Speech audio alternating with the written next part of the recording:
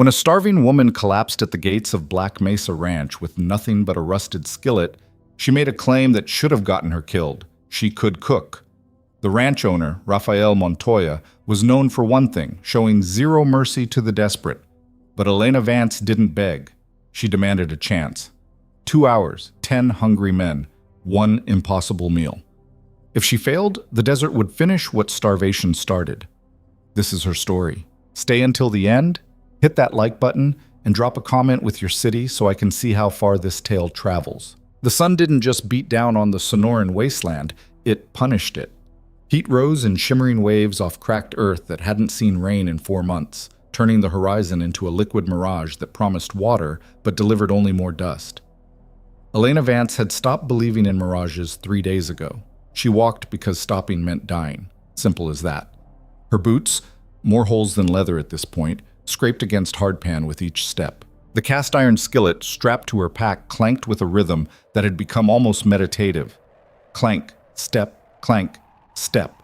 It was the only sound for miles besides the occasional rattle of a snake, too smart to be out in this heat. Elena's lips had cracked days ago. She'd stopped trying to wet them. No point wasting moisture on cosmetics when your body was already cannibalizing itself. Her cotton shirt, once white, now hung on her frame like a shroud the color of the desert itself. Beige, brown, defeated. She'd lost track of how many pounds had melted off her already lean frame. Her jeans, cinched tight with a belt she'd punched 2 new holes into, still threatened to slide off her hips. Her dark hair, pulled back in a braid that had given up trying to be neat, felt like straw against her neck. Just keep walking. That had been her mantra since leaving Copper Ridge. Since the restaurant closed. Since the bank took everything.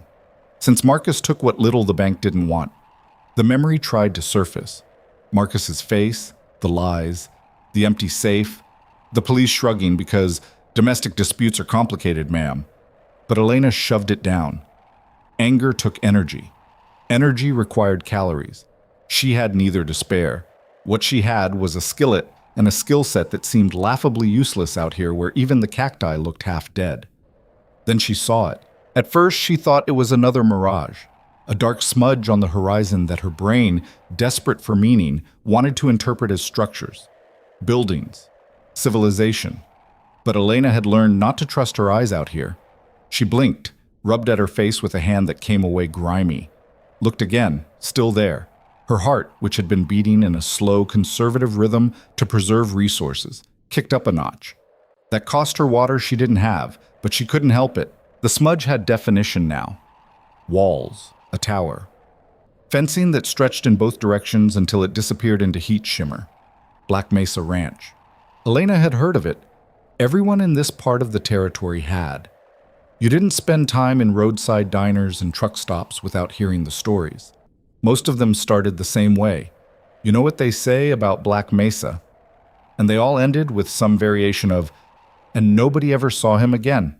Rafael Montoya ran Black Mesa Ranch the way a general ran an army, with absolute authority and zero tolerance for weakness, failure, or excuses. He'd built the operation from nothing 15 years ago, turned it into one of the most productive cattle operations in 3 counties, and did it by being harder than the land itself. The stories painted him as part myth, part monster.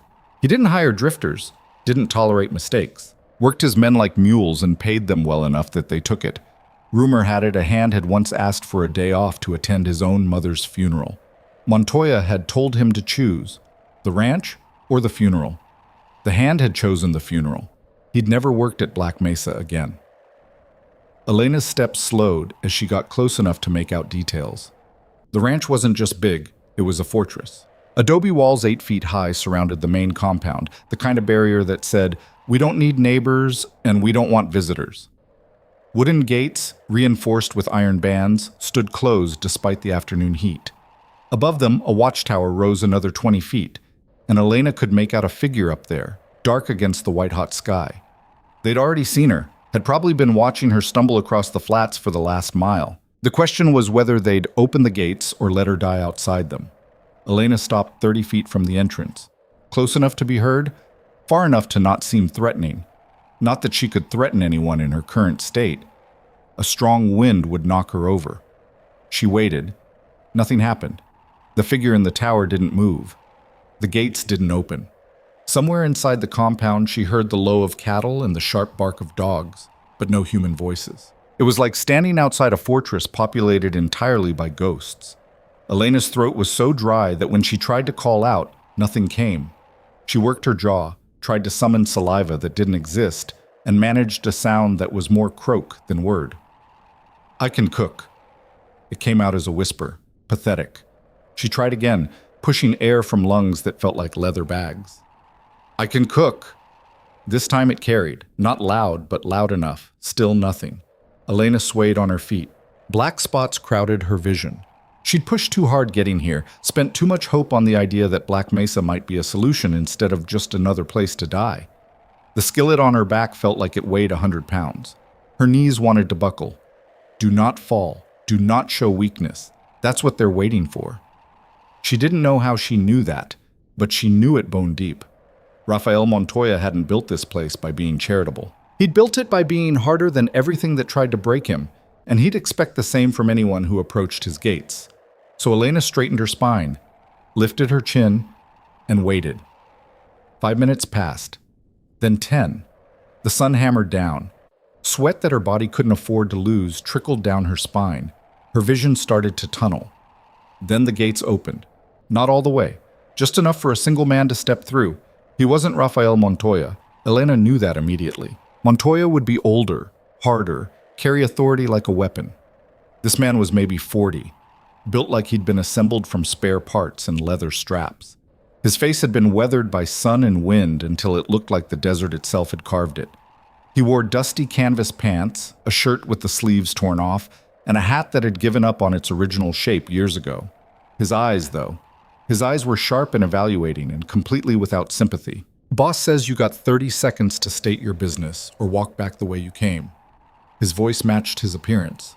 Rough, economical, done with pleasantries before they'd even started. Elena's mind raced. 30 seconds. She'd get one shot at this. Make it count. "I'm a chef," she said, and was proud that her voice didn't shake.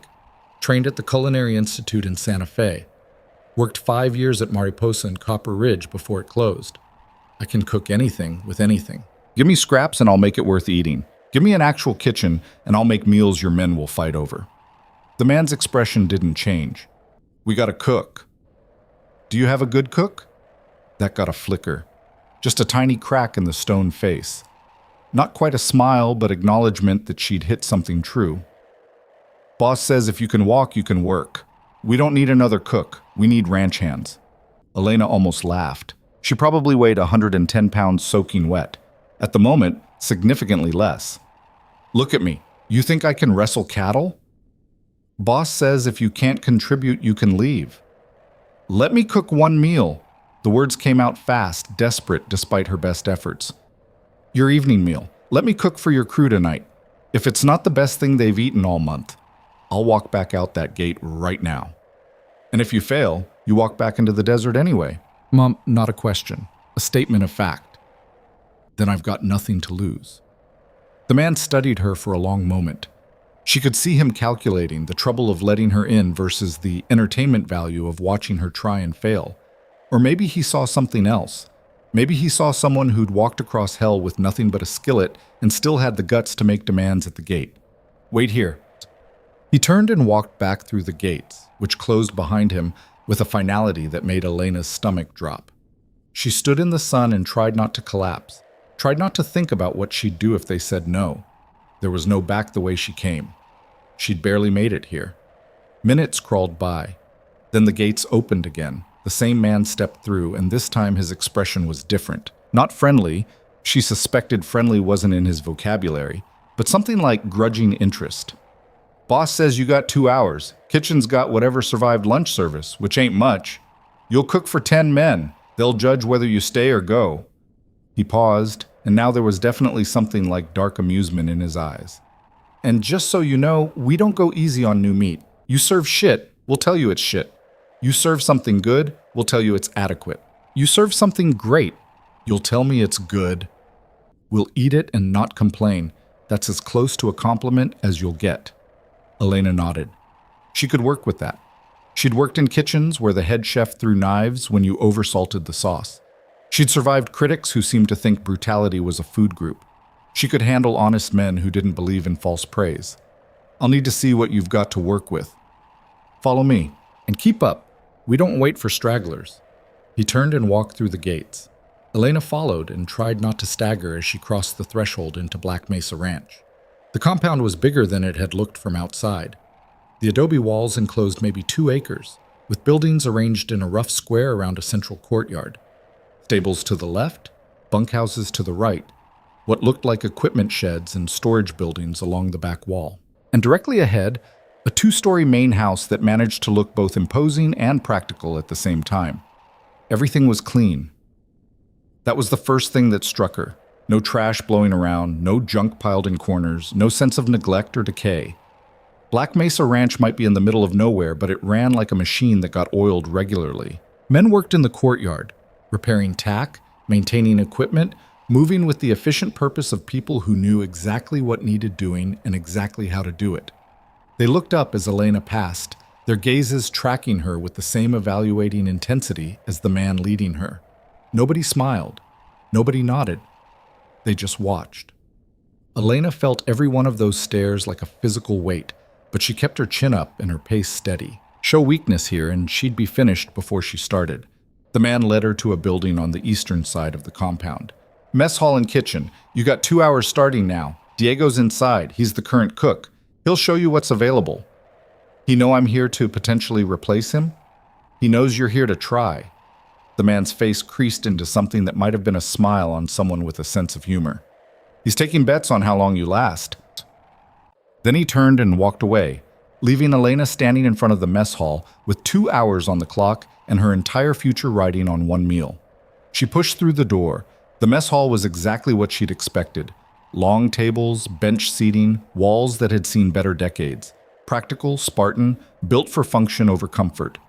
The kitchen was visible through a service window, and Elena headed straight for it. Diego turned out to be a man in his 60s, built like a fire hydrant, with forearms that suggested he'd been chopping vegetables for about 40 of those years. He looked up when Elena entered, and his expression was carefully neutral. "You the cook?" "You're Elena." "I am." "Heard you made some big promises out there." "I did." Diego nodded slowly, then set down the knife he'd been using. 2 hours, 10 men. Whatever's in here. He gestured around the kitchen. "I'm supposed to show you what we got and then get out of your way." "And what do you have?" Diego walked to the cooler, more of a root cellar than a refrigerator, Elena realized, kept cool by thick walls and strategic ventilation. He started pulling things out. "Got half a beef brisket that's probably got another day before it turns. Some chicken that came in yesterday. Potatoes, always got potatoes. Onions, couple heads of garlic. Some tired-looking peppers." He kept pulling. "Rice, beans, pinto and black, dried chilies, canned tomatoes, flour, lard, some eggs that are questionable but probably still good." He paused, looking at Elena. "That's it.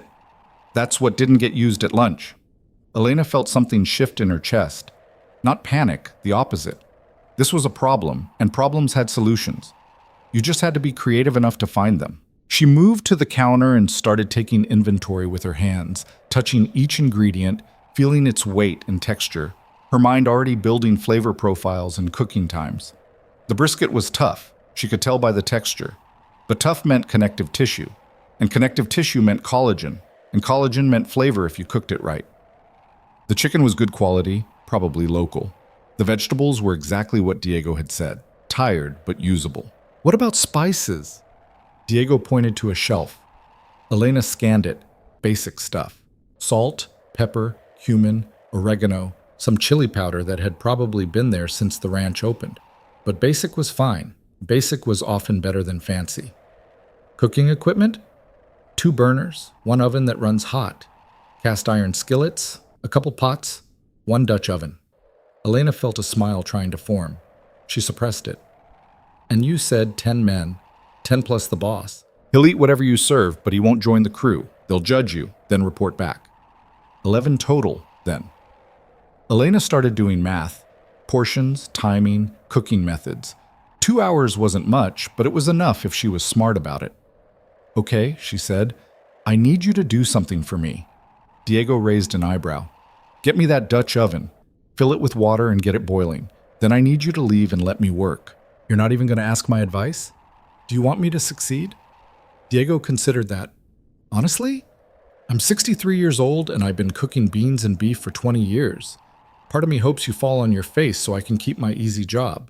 But another part, he shrugged, another part is curious what someone with actual training can do with this shit. Then help me with the water and trust me with the rest. Diego nodded once, then moved to the Dutch oven. 5 minutes later, Elena was alone in the kitchen with a pot of boiling water, a pile of ingredients that would have made most chefs cry, and 115 minutes to prove she deserved to live. She got to work. First, the brisket. She trimmed the fat cap, not off, just shaped it, then scored the meat against the grain, into a hot skillet with some lard to sear it hard and fast, building a crust. While that worked, she built a braising liquid. Canned tomatoes crushed by hand, the dried chilies rehydrated and chopped, garlic pounded with salt into a paste, cumin bloomed in a dry pan until it smelled like earth and smoke. The brisket went into the Dutch oven with the braising liquid, sealed tight, into the hot oven. Low and slow, or as low and slow as 90 minutes would allow. It wouldn't be perfect, but it would be tender and it would have flavor. Second, the chicken. She broke down the bird fast. Thighs and drums separated, breast meat removed, bones and scraps into a pot with water, and the tired peppers and onion skins. Stock. Even quick stock was better than no stock. The chicken pieces got seasoned hard with salt, pepper, and chili powder, then into a screaming hot skillet skin side down. She wanted char. She wanted the kind of crispy skin that made people forget to breathe. Third, sides. The potatoes got chopped into chunks, not cubes, chunks, irregular shapes that would crisp differently, into another skillet with lard, salt, and smashed garlic cloves. The rice went into the building stock with some of the tomato liquid, cumin, salt. The beans, she didn't have time to cook them from dry, but she had those eggs. Elena pulled the eggs, separated them, whipped the whites until they peaked, folded in some chili powder and salt. A quick sauté of onions and garlic, the canned beans drained and added, then the whipped egg whites folded through and the whole thing into the oven to puff and brown. It was chaos. Every burner going, oven full, 3 timers running in her head, hands moving faster than thought. This was the zone, the place where training and instinct took over and consciousness became optional. She tasted everything, adjusted, tasted again. The brisket was breaking down faster than expected. The oven ran hot, like Diego had said. Good. She could work with that. The chicken skin was developing color like a sunset. The potatoes were starting to crisp. The rice was absorbing liquid and flavor. 1 hour gone. Elena pulled the chicken, let it rest, checked the brisket. The meat was pulling apart under gentle pressure. Perfect. She killed the heat, let it finish in residual warmth while she plated. That's when she realized she had no plates. Diego appeared in the doorway like he'd been summoned. Service is family style. Put it on platters, they'll pass it around. Elena nodded. Family style meant abundance, meant generosity, meant trust that there would be enough. She could work with that. She sliced the brisket against the grain, arranged it on a platter, spooned the braising liquid over it. The chicken got its own platter, pieces arranged so the charred skin showed. The potatoes, crispy and golden, into a bowl. The rice, fluffy and red-tinted from the tomatoes, into another. The bean soufflé, puffed and browned, carried to the table still in its pan. 15 minutes left. Elena stepped back and looked at what she'd created. It wasn't fancy. It wasn't the kind of food that would impress food critics or win awards. But it was honest. It was built from scraps and time pressure, and the kind of cooking that came from knowing how to make something from nothing. It was the food of survival. And if there was one thing the men of Black Mesa Ranch understood, it was survival. Diego appeared again. They're ready. You want to serve it, or should I? You do it, Elena said. And Diego? Yeah?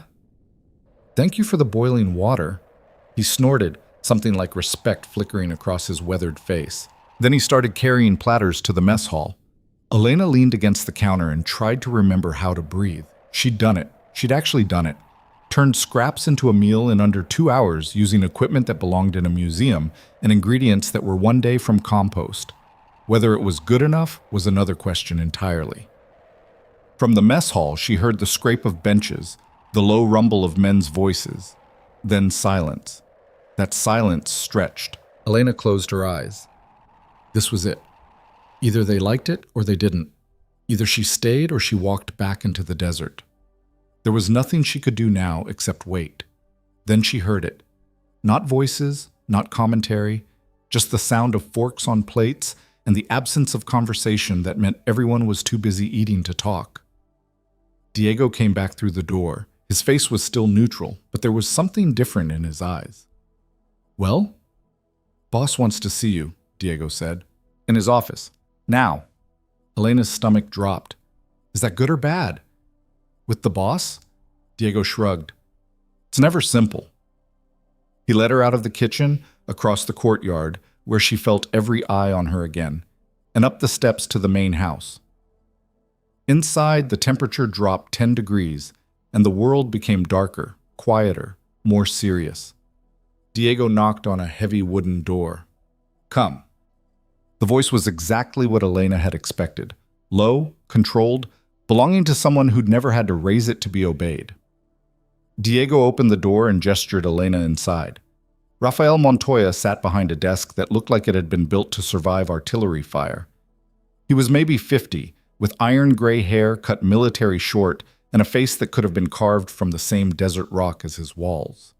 He wore a simple work shirt, but he wore it like armor. His eyes locked onto Elena, and she felt the full weight of his attention. It was like being evaluated by a predator trying to decide if you were worth eating or just worth ignoring. Sit. Elena sat. Montoya didn't speak immediately. He just studied her with that same unwavering intensity, like he could read her entire history in the way she held her shoulders. Finally, Diego says the men cleaned their plates. Is that unusual? Diego's cooking is adequate. Adequate doesn't inspire enthusiasm. Montoya leaned back in his chair. It didn't creak. Of course it didn't. You made something worth eating from ingredients most cooks would have thrown away. That suggests skill. Elena waited. She knew better than to fill silence with nervous chatter. But skill isn't the same as fit, Montoya continued. This ranch operates on rules. Hierarchy. Everyone has a role, and everyone performs that role without question or complaint. There's no room for creativity or special treatment or, he paused, desperation. The word landed like a slap. I'm not desperate, Elena said, and was surprised to find she meant it. I'm hungry, and I'm tired, and I walked across a desert to get here. But I'm not desperate. Desperate people beg. I offered value. Something flickered in Montoya's eyes. Not warmth, she suspected warmth wasn't in his range, but acknowledgement. Diego is 63 and he's slowing down. He knows it. I know it. The men know it. His cooking gets the job done, but nothing more. Montoya straightened in his chair. You can take over kitchen duties starting tomorrow. You'll cook 3 meals a day for 15 men. You said 10. I said 10 would judge you. There are 15 including me and the hands who were out riding fence today. His tone didn't change, but the correction felt like a warning. You'll also be responsible for maintaining inventory, planning menus within budget, and ensuring the kitchen meets health standards. Your pay is room and board plus $40 a week.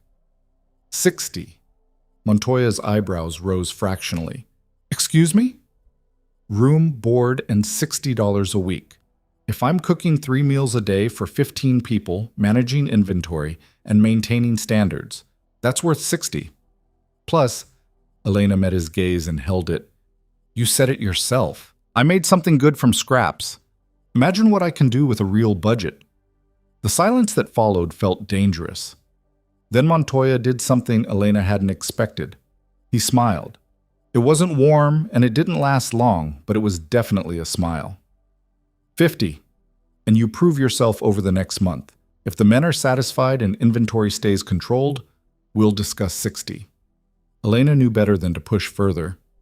Deal. Diego will show you your quarters and go over the schedule. Montoya turned his attention to papers on his desk. Dismissal made physical. Breakfast is at 5. Don't be late. Elena stood. Thank you. Don't thank me. Thank me after you survive your first week. Diego was waiting outside the office.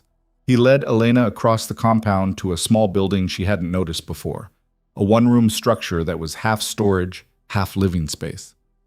It's not much, Diego said, opening the door, but it's got a bed, a chair, and a window. More than most people get their first day. The room was exactly as advertised. A narrow bed with a thin mattress, a wooden chair, a small table, and a window that looked out toward the desert she'd walked across. There was a lantern on the table and a pitcher of water that someone had left. Bathrooms in the main house, Diego continued. You get Sunday afternoons off unless there's an emergency. Kitchen opens at 4 a.m. to prep breakfast. Any questions? About 1,000. But Elena just shook her head. Diego nodded. Get some rest.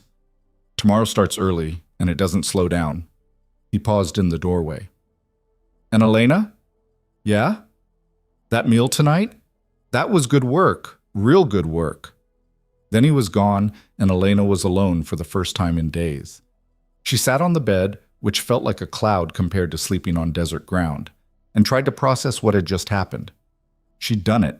She'd walked across a wasteland with nothing, demanded a chance from the hardest man in the territory, and cooked her way into a job, into shelter, into survival.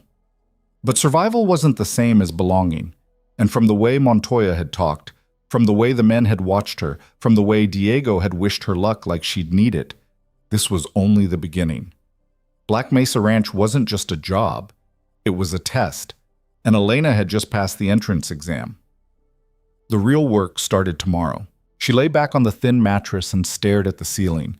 Outside, she could hear the sounds of the ranch settling into evening, horses in the stables, men's voices carrying across the courtyard, the distant howl of a coyote reminding everyone that the desert was always right there, waiting.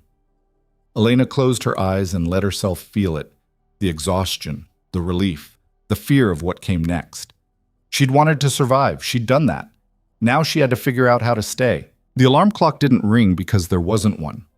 Elena woke to the sound of boots on gravel and voices already moving through the pre-dawn darkness. For a moment, she didn't remember where she was.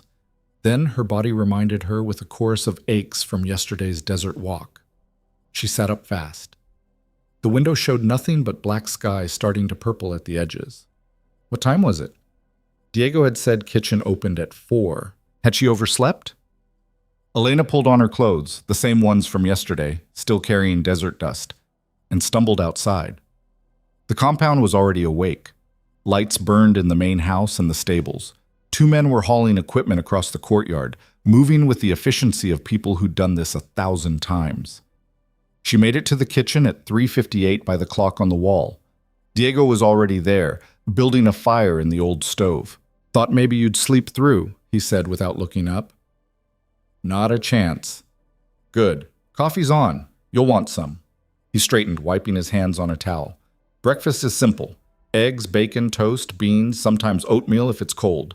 The men eat fast and they eat a lot. You got 35 minutes from now until service. Elena moved to the coffee pot and poured herself a cup. It was strong enough to strip paint. Perfect. Where do you keep the eggs? Diego showed her. Then the bacon. Thick slabs that looked like they'd been cut from pigs that ate well and lived hard. The beans were already soaking from yesterday. The bread was in a wooden box, protected from mice and heat. How many eggs? 2 per man, minimum. Some will want 3. Make extra. Running out is worse than waste. Elena did the math. 15 men times 2 eggs plus extras. 40 eggs, minimum. She'd cooked for crowds before, but that was in a restaurant with a full staff and modern equipment. Here she had Diego, 2 burners, and a temperamental oven. You want help, or should I get out of your way? Diego asked. Can you handle the bacon? Been doing it for 20 years. Then I'll take the eggs and beans. They worked in silence, not uncomfortable silence, the kind of quiet that came from 2 professionals who understood that talking wasted time better spent cooking. Diego arranged bacon in cast-iron skillets, let them heat slowly, rendering fat and building flavor. Elena got the beans going with onions and garlic, then turned her attention to the eggs. 40 eggs. The question was how. Scrambled would be easiest but also boring. Fried would be traditional but time-consuming. Then she remembered something one of her instructors had said. When you cook for workers, cook what they can't make for themselves. She grabbed a bowl and started cracking eggs. Scrambled, but not simple. She'd make them French style. Low heat, constant movement, adding butter in stages until they turned creamy and soft. It took longer, but the payoff was worth it. At exactly 5 o'clock, the mess hall door opened and men started filing in. Elena watched them through the service window. They moved like a unit. No pushing, no jockeying for position, just an understood order. The first man through was the one who'd met her at the gate yesterday. He nodded at Diego, glanced at Elena with an expression that gave nothing away, and sat down at the head of the nearest table. Others followed, young guys who looked like they'd been born in saddles, older men with faces like weather maps, one kid who couldn't be more than 19, all sharp elbows and nervous energy. They filled the tables quickly, quietly, waiting. Diego carried out platters, bacon first, arranged so the crispy pieces and the chewier ones both showed. Then the beans, steaming and fragrant. The toast, stacked high. And finally, Elena's eggs, which she'd kept warm but not hot, creamy and pale yellow. The men didn't wait for permission, they just started eating. Elena stood at the service window and watched. This was the moment, the one where she'd find out if last night had been a fluke or the start of something. She saw hands reaching for eggs, piling them on plates. Saw the first bites. Saw faces that had started neutral shift into something else. Not smiles. These weren't men who smiled over breakfast, but the tension in their shoulders eased. The pace of eating slowed slightly, like they wanted to taste instead of just consume.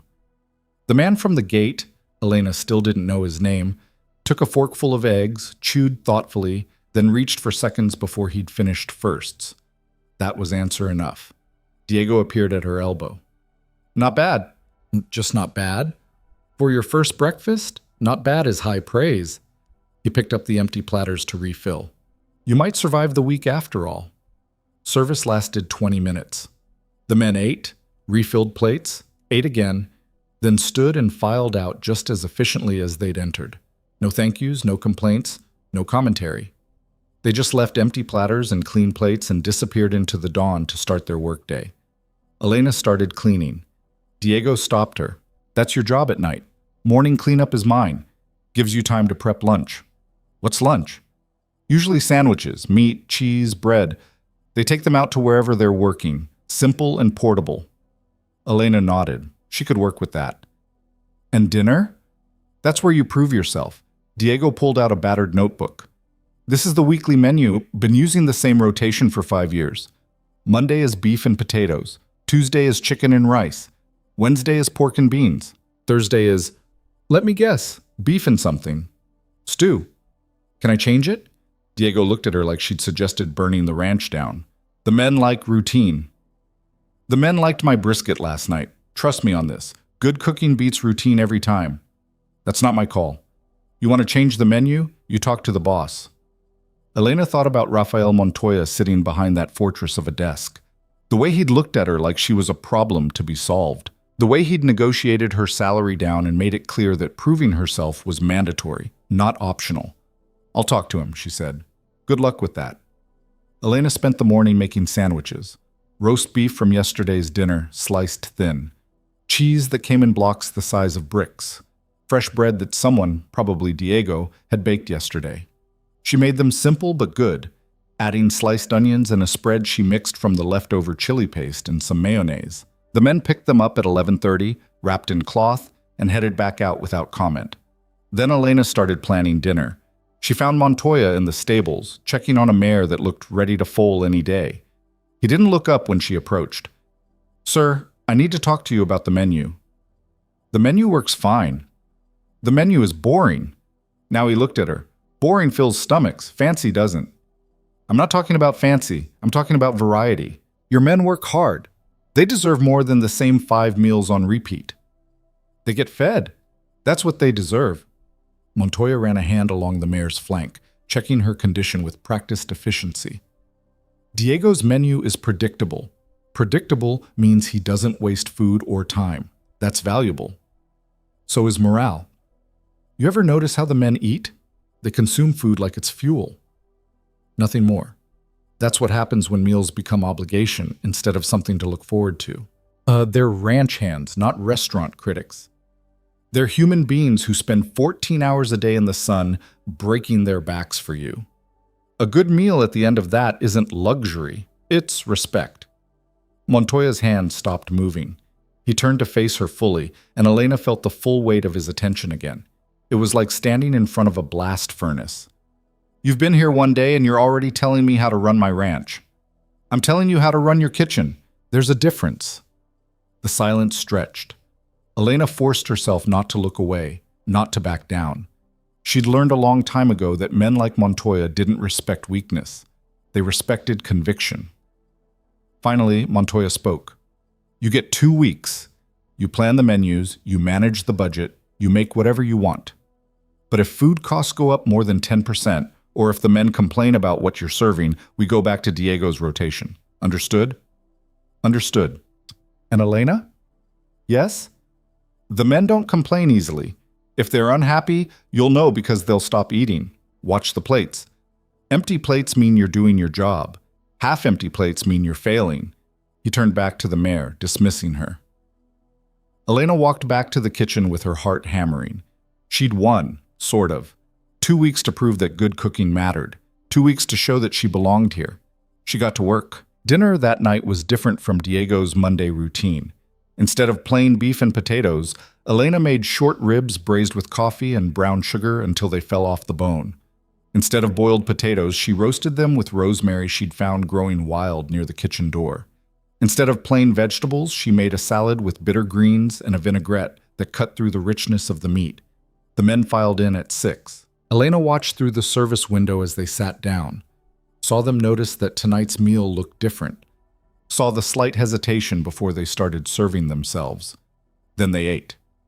And Elena watched the plates. They cleaned them, every single one. The short ribs disappeared. The potatoes vanished. Even the salad, which she'd been worried about, because ranch hands and salad didn't seem like a natural pairing, got eaten. The young kid with the sharp elbows came back for seconds, then thirds. When the men left, Diego came into the kitchen with empty platters and something that might have been approval on his weathered face. Boss is going to hear about this. Good or bad? That depends on whether he thinks happy men work harder or if he thinks you're spoiling them. Elena cleaned the kitchen until everything shone, then walked back to her room as the sun dropped below the horizon and the desert cooled from unbearable to merely hostile. She was exhausted. Her feet hurt. Her back ached. But she'd made it through day 1. Only 13 more to go until her 2-week trial ended. The days developed a rhythm. Up at 3:30. Coffee strong enough to wake the dead. Breakfast at 5. She rotated through different styles, testing what worked. Huevos rancheros. Breakfast burritos. One morning, she made chilaquiles that the men ate so fast she barely had time to put the platters down. Lunch stayed simple. Sandwiches, sometimes tacos, occasionally soup if she'd made stock the night before. The men needed portable fuel, not complicated meals. Dinner was where she experimented. Chicken thighs cooked in beer with onions and peppers. Pork shoulder slow roasted until it shredded at the touch of a fork. Fish, when she could convince Montoya to buy it, grilled with lime and chili. She learned what the men liked. They ate beef without complaint but got excited about pork. They tolerated vegetables but devoured anything with beans. They didn't care about presentation but noticed when food had layers of flavor instead of just salt and heat. And every night, Elena watched the plates come back empty. The men started acknowledging her. Not with words, they weren't the type, but with nods when they picked up lunch. With an extra moment of eye contact after a particularly good dinner. Small things that probably meant nothing to them but felt like victories to her. She learned their names. The man from the gate was called Cooper. He was Montoya's second-in-command, the one who ran the daily operations while the boss handled business. There was Miguel, who'd been at Black Mesa since the beginning and knew every inch of the ranch like it was written in his bones. Young Tommy with the sharp elbows, who was 19 and trying desperately to prove he belonged. Old Bill, who must have been 70 but still worked harder than men half his age. They were good men, hard men, shaped by hard work in a hard place, but good underneath the calluses and silence. Elena fell into the rhythm of it. Up before dawn, work until dark, collapse into bed too tired to think. It was brutal and relentless, and nothing like working in a restaurant where you had staff and schedules and the luxury of calling in sick. But it was also satisfying in a way restaurant work had never been. She wasn't cooking for strangers trying to impress their dates. She was feeding men who needed the food to survive. Every meal mattered. Every calorie counted. 2 weeks became 3, then 4. Montoya never mentioned her trial period ending. He just kept approving her grocery orders and saying nothing about her menu changes. Elena took that as permission to continue. She got bolder, started making desserts occasionally, simple things like rice pudding or bread pudding made from the morning's leftover toast. The men ate them with the same quiet intensity they brought to everything, and the next morning there would be extra eggs or an extra nice cut of meat in the cooler, like someone was saying thank you in the only language they knew. Elena started to feel something she hadn't felt since before Marcus, before the restaurant closed, before everything fell apart. She started to feel useful. Then the storm came. It started as a dark smudge on the western horizon during lunch service. Cooper saw it first. He stood at the mess hall window, sandwich in hand, and stared at the sky with an expression Elena had never seen on his face before. "That's not good," he said. Miguel joined him. "When's the last time we had rain? 5 months? Maybe 6. Then we need it." "Not like that we don't." Cooper turned from the window.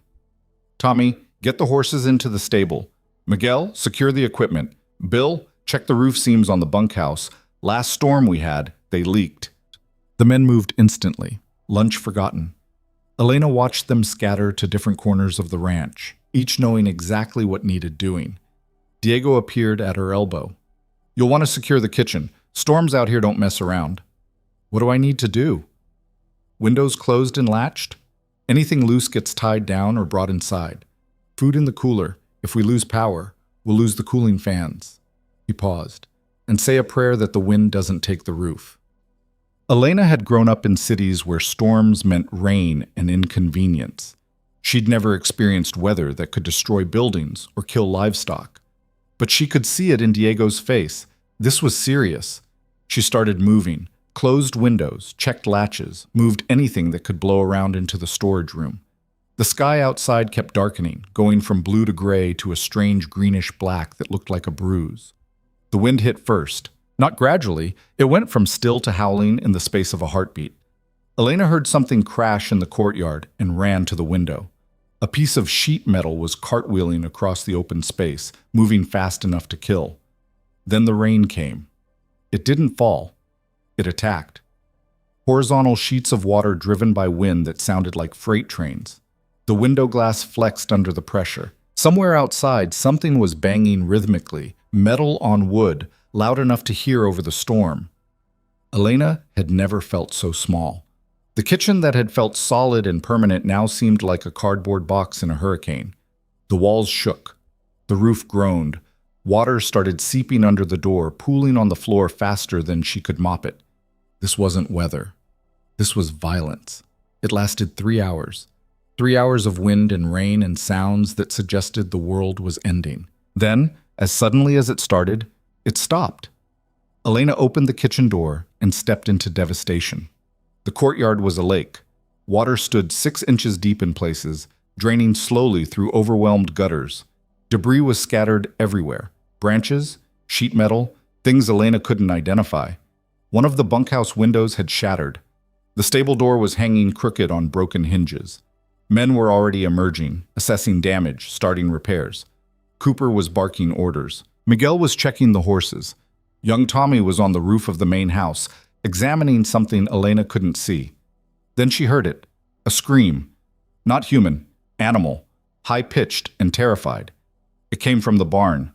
Elena ran. She didn't think about it, didn't plan it, just ran toward the sound. Others were running too. Cooper got there first, tried to open the barn door, and jumped back as smoke poured out. "Fire!" he shouted. "The barn's on fire!" Elena saw it then. Orange light flickering through the smoke, growing brighter. Inside, horses were screaming. Cooper tried the door again. The heat drove him back. "We need water!" he shouted. "Get buckets, get hoses, get anything!" Men scattered, but Elena could see it in their faces. They knew. The barn was old wood and dry hay. Water wouldn't stop this. Nothing would stop this. The horses screamed again. Cooper stood frozen, staring at the barn like he was watching his own death. His face had gone pale. His hands were shaking. "Cooper!" Miguel grabbed his arm. "Cooper, we have to get them out!" But Cooper didn't move. He just stared, paralyzed by something Elena couldn't see. Tommy ran up with a bucket of water. It was laughably small against the growing inferno. "We need to break down the door," Miguel was saying. "We need to—" Elena pushed past them. The heat hit her like a physical blow. The smoke was thick and black and poisonous. But through it she could hear the horses, 6 of them, maybe 7, trapped in their stalls and dying of fear. She grabbed the hem of her shirt, pulled it over her nose and mouth, and ran into the burning barn. The world became heat and smoke and chaos. Elena couldn't see more than a few feet. The horses were shadows, massive and panicked. She found the first stall, fumbled with the latch, got it open. The horse inside bolted past her, nearly knocking her down. One down. The smoke was getting thicker. Elena's eyes burned. Her lungs screamed for clean air. But she kept moving, following the sound of the next horse, finding its stall, fighting with a latch that had warped from heat. 2 down. Something crashed behind her. Part of the roof, maybe. The heat was getting worse. Elena knew she should leave, knew she was going to die if she stayed. But there were still horses screaming. 3 down, 4, 5. She couldn't find the 6th. The smoke was too thick. She was crawling now, staying low where the air was slightly better. Her hands found wood, a wall, a post, then hooves. The horse was down, collapsed in its stall, overcome by smoke, too big to carry, too heavy to drag. Elena tried anyway. She got her hands under its head, pulled with everything she had. The horse didn't move. She tried again, crying now from smoke and frustration, and the knowledge that she'd come this far just to fail. Then hands were on her. Someone pulled her back. Multiple someones. They lifted the horse together. Miguel on one side, old Bill on the other, Tommy somehow getting under its chest. They carried it out through smoke and flames while Elena stumbled after them, choking and blind. Fresh air hit her like a blessing. She fell to her knees in the mud and vomited smoke and water. Someone was pounding her back. Someone else was shouting. The world spun. When her vision cleared, she saw the barn fully engulfed. Flames shot 20 feet into the sky. The heat was so intense that men had to stand 50 feet back. But all 6 horses were out. Standing in the courtyard, wild-eyed and trembling but alive. Miguel appeared in front of her. His face was black with soot. "You stupid, crazy woman. You could have died." "The horses could have died too. Then we'd have lost them and you." But he was smiling. Actually smiling. "That was the bravest damn thing I've seen in 20 years. Cooper walked up. His face still looked wrong, pale and shaken. He opened his mouth, closed it, then just nodded once and walked away. Elena sat in the mud and watched the barn burn. The men formed a bucket line anyway, more to protect the other buildings than to save the barn itself. It was already gone. Diego appeared with a blanket and wrapped it around her shoulders. "Come on, let's get you cleaned up." "The kitchen can wait." "You can't." He led her to the main house, sat her down in a chair, and brought warm water and towels.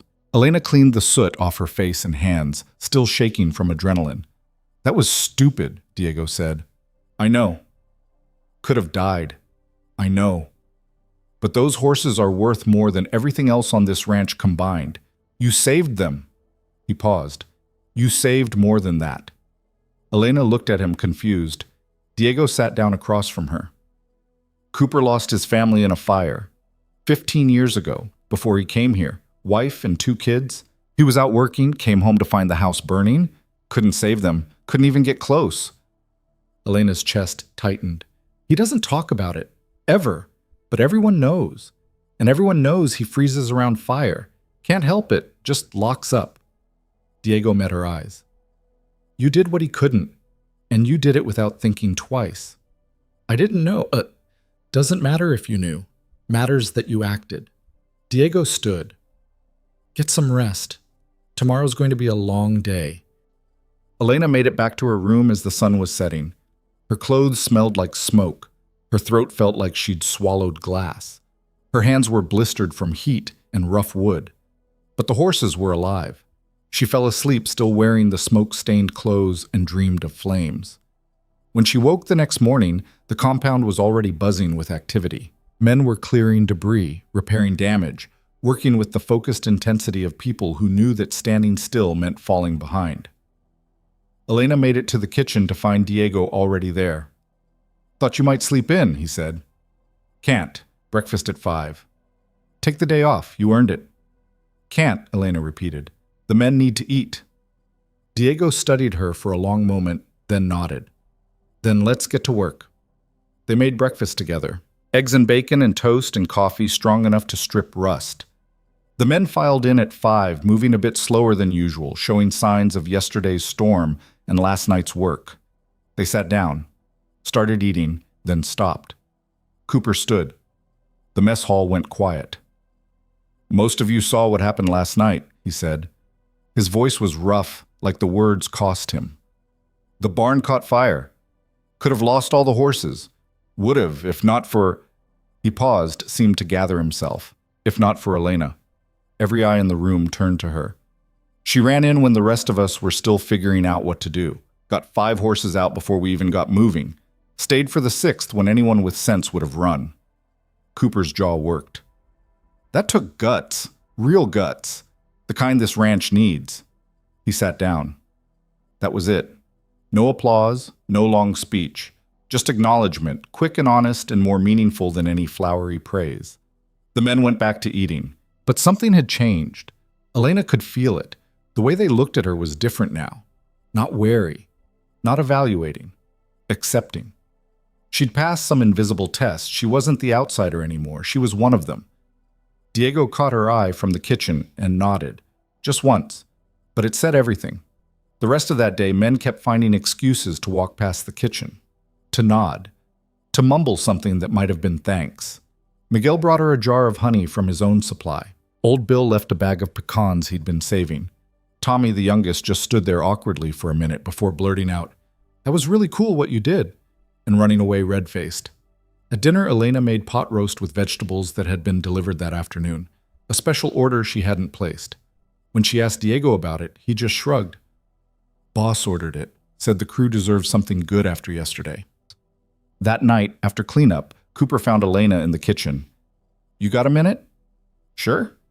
He stood there, uncomfortable, clearly not used to conversations that involved feelings or vulnerability. Finally, "I froze yesterday. When I should have moved, I froze. Diego told me about your family. I'm sorry. Everyone knows. Nobody talks about it. That's how we handle things here. We don't talk." He looked at her directly. "But you did what I couldn't, and the men saw it. They saw you lead when I couldn't. That matters." "I didn't mean to." "I know. That's what makes it count."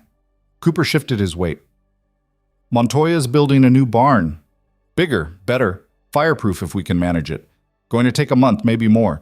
He wants you to feed the crew doing the construction. Extra meals, extra planning. You up for it?" Elena thought about it. More work, more pressure, more chances to fail, but also more chances to prove herself, to build something lasting. "I'm up for it." Cooper nodded. "Good. We start Monday." He turned to leave, then stopped. "And Elena? Thanks. For the horses and for—" He didn't finish the sentence. Didn't need to. After he left, Elena stood in the quiet kitchen and let herself feel it. The weight of what she'd done, the risks she'd taken, the acceptance she'd earned. She'd come to Black Mesa Ranch with nothing but a skillet and desperation. Now she had a place, a purpose, people who depended on her. It wasn't perfect. The work was brutal. The hours were endless. The men were still more comfortable with silence than conversation. Montoya still ran the ranch like a military operation, but it was hers. She'd earned it, and nobody could take it away. Outside, the desert night settled over Black Mesa Ranch. The burned barn stood as a skeleton against the stars, a reminder of what had been lost and what had been saved. Tomorrow they'd start rebuilding. Tomorrow the work would continue, relentless and necessary. But tonight, Elena allowed herself a moment of satisfaction. She'd survived. More than that, she'd become essential. And in a place as hard as Black Mesa Ranch, that was the only thing that mattered. The barn reconstruction started on a Monday that felt like any other until it wasn't. Elena had breakfast ready at 5. Biscuits with sausage gravy, scrambled eggs, and fresh fruit that cost more than she wanted to think about, but that Montoya had approved without comment. The regular crew ate quickly, but 4 new faces appeared at the end of the table. Construction workers, brought in from 2 towns over because they specialized in fireproof building techniques. They were older men, skilled and quiet, who nodded their thanks and ate without the easy familiarity of the ranch hands. Cooper introduced them after breakfast. "This is Jim, lead contractor, Frank and Luis, his crew, and that's Davidson. He's the fire safety inspector making sure we do this right." Jim was maybe 60, with hands that looked like they'd built half the county. "Appreciate the meal, ma'am. Heard good things about your cooking. Just doing my job. We'll keep doing it like that and we'll get this barn up in record time." He grinned. "Good food makes men work faster. That's just science." The work started immediately. The burned barn's remains had to be cleared first, charred wood hauled away, the foundation inspected, new plans drawn up.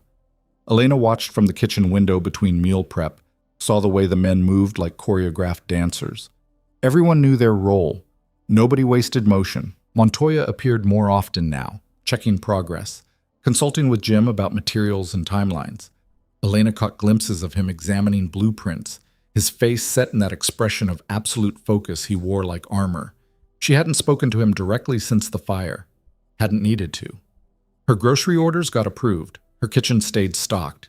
That was communication enough in a place where words were currency spent carefully. But 3 days into construction, he appeared in the kitchen doorway just before dinner service.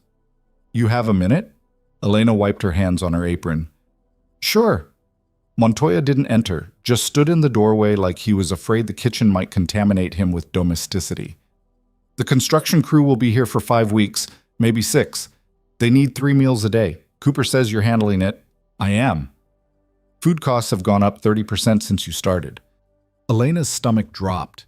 She'd been so focused on feeding everyone well that she hadn't been watching the budget as carefully as she should.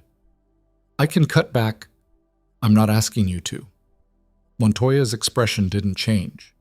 "The men are working harder. Eating better means they work better. The math works out. I'm telling you so you don't panic when you see the invoices." He turned to leave. "Mr. Montoya?" He stopped. "Thank you for trusting me with this." "I don't trust easily, Elena, but I pay attention. You've earned what you've gotten here. Don't waste it." Then he was gone, leaving Elena standing in the kitchen with something warm and unfamiliar blooming in her chest.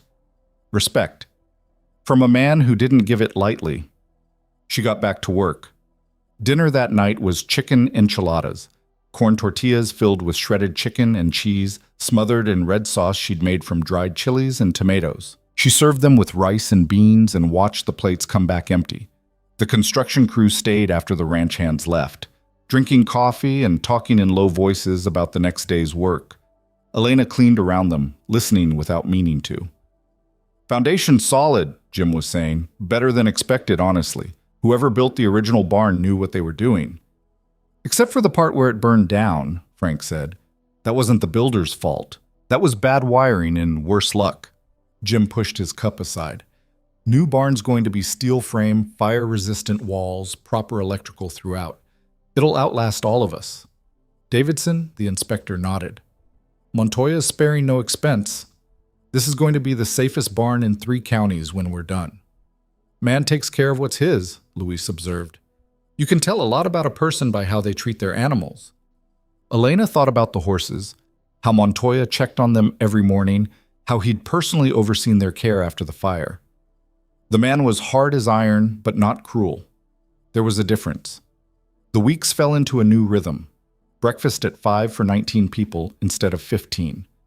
Lunch packed for both the construction crew and the ranch hands who were working double time to keep operations running while the barn went up. Dinner at 6, followed by hours of cleanup and prep for the next day. Elena's world narrowed to the kitchen and the tasks that never ended. She lost weight she couldn't afford to lose. Her hands developed new calluses on top of old ones. She fell into bed each night too exhausted to dream. But the barn rose. First the foundation, poured concrete reinforced with steel. Then the frame, metal beams that went up in sections like a puzzle being assembled by people who'd done it 1,000 times. The walls came next, some kind of composite material that Jim swore could survive anything short of a direct missile strike. The ranch hands watched the progress during their breaks, offering commentary that ranged from impressed to skeptical. "Looks like a fortress," Miguel said one afternoon. "That's the point," Cooper replied. "Can't lose horses if the barn won't burn." Tommy, who'd been watching the construction crew work with the fascination of someone learning a new trade, asked, "Why didn't we build it like this the first time?" "Because 15 years ago, Montoya was broke in building with whatever he could afford. Now he's not." Cooper's tone made it clear the conversation was over. Elena heard things in the kitchen. The men talked more freely there, like the act of eating made them forget she was listening. She learned that Montoya had built Black Mesa Ranch from nothing, literally nothing. He'd arrived in the territory with a truck, a dog, an ambition that bordered on insanity. The first year he'd lived in that truck while building the main house himself. The second year he'd bought his first cattle with money earned doing jobs nobody else wanted. The third year he'd hired Miguel, then Cooper, then slowly assembled a crew of men who could tolerate his standards. 15 years later, Black Mesa was one of the most successful operations in the region, but it had cost Montoya everything else: marriage, family, anything resembling a personal life. The ranch was his entire world. Elena understood that kind of dedication. She'd given everything to her restaurant too, before Marcus and the bank took it away. The difference was Montoya had succeeded where she'd failed. 4 weeks into construction, something shifted. Elena noticed it first at breakfast. The men were quieter than usual, their attention drifting to the windows. She followed their gazes and saw nothing but the usual morning activity. Horses being fed, equipment being maintained, the construction crew setting up for another day's work. "What's wrong?" she asked Diego. "Storm coming. A bad one." "How bad?" "Bad enough that the Weather Service issued warnings. Cooper's already talking about securing everything again." Elena remembered the last storm, the wind, the rain, the fire. Her chest tightened. "When?" "Tonight, maybe. Tomorrow morning, for sure." Diego checked the sky through the window. "Those clouds aren't moving. They're building." Cooper confirmed it at lunch. "We're battening down. Construction crew's going to work until they can't, trying to get the barn roof secured before the weather hits. Everyone else focuses on protecting what we've got." The afternoon took on an urgency that made Elena's skin prickle. Men moved faster, worked harder, checked and double-checked everything that could come loose or blow away. The construction crew worked with grim determination, racing against a clock only they could see. Elena prepared dinner early, beef stew that could stay warm indefinitely, bread that wouldn't go bad if they lost power. She filled extra water containers, moved everything valuable away from the windows, did all the things Diego had taught her after the last storm. The sky turned that same greenish black she remembered. The wind picked up, carrying the smell of rain and electricity. Dinner service was fast and tense. The men ate like they were fueling up for battle, which maybe they were. Fighting nature was just another kind of war. Montoya appeared in the kitchen after the crew had cleared out. "You secured everything?" "Yes, sir."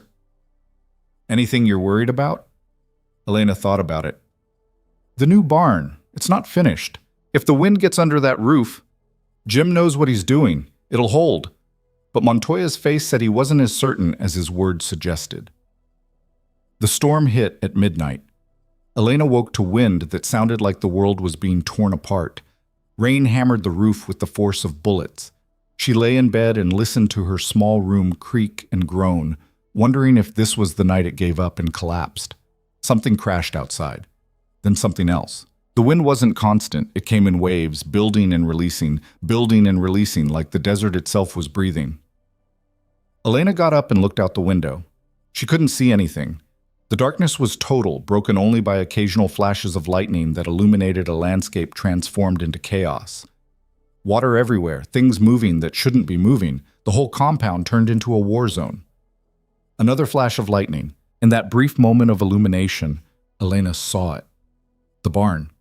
The new barn. The one that wasn't finished. Part of the roof was lifting. Just a corner, just a section, but it was moving. And once it started, it wouldn't stop. Elena ran. She didn't grab a coat, didn't stop to think, just ran out into the storm in her nightshirt and bare feet, screaming into wind that stole her voice before it traveled 3 feet. The barn was 100 yards away. It felt like a mile. Rain hit her like fists. The wind tried to knock her down. She couldn't see, couldn't hear, could barely breathe. But she kept running. She reached the barn and saw the problem immediately. One of the roof sections hadn't been fully secured. The crew must have run out of time before the storm hit. The wind had gotten underneath it and was peeling it back like opening a can. If it came off completely, water would pour into the structure. The walls might hold, but everything inside would be destroyed. Weeks of work, gone. Elena looked around wildly. There had to be something she could do, some way to secure it. But she was one person in a storm that felt like the end of the world, and the roof section weighed more than she could possibly move. Then she saw the rope. The construction crew had left it coiled near the door. Heavy rope, the kind used to secure loads on trucks. Elena grabbed it and ran to the corner where the roof was lifting. She had no plan, no training for this, just desperate instinct. She threw one end of the rope over the lifting section, trying to catch it, to anchor it somehow. The wind ripped it from her hands. She tried again and again. On the 4th try, the rope caught on something, a bolt, a protrusion she didn't know and didn't care. She pulled the other end down and started looking for something to tie it to. The foundation. There were anchor points built into the foundation for exactly this kind of situation. Elena tied the rope with hands that had gone numb from cold and wet. She didn't know if the knot would hold, didn't know if the rope would break, but it was something, and something was better than nothing. She was tying the 2nd knot when she heard voices. Men appeared out of the darkness like ghosts. Cooper, Miguel, Jim, and his crew. Even old Bill, moving slower than the others, but moving. "What the hell are you doing?" Cooper shouted over the wind. "The roof," Elena pointed. "It's coming off." Jim assessed the situation in seconds. "She's right. We need to secure it now or we lose everything." The men scattered, each knowing what to do without being told. More ropes appeared. Men climbed scaffolding that swayed dangerously in the wind. Someone produced a tarp to cover the gap, while others worked to secure the lifting section. Elena stood back and watched them work. Her job was done. She'd sounded the alarm. They'd taken it from there. But Cooper grabbed her arm. "You see that beam?" Elena looked where he was pointing. A support beam near the corner, holding up part of the scaffolding the men were climbing. "It's shifting. If it gives, those men fall.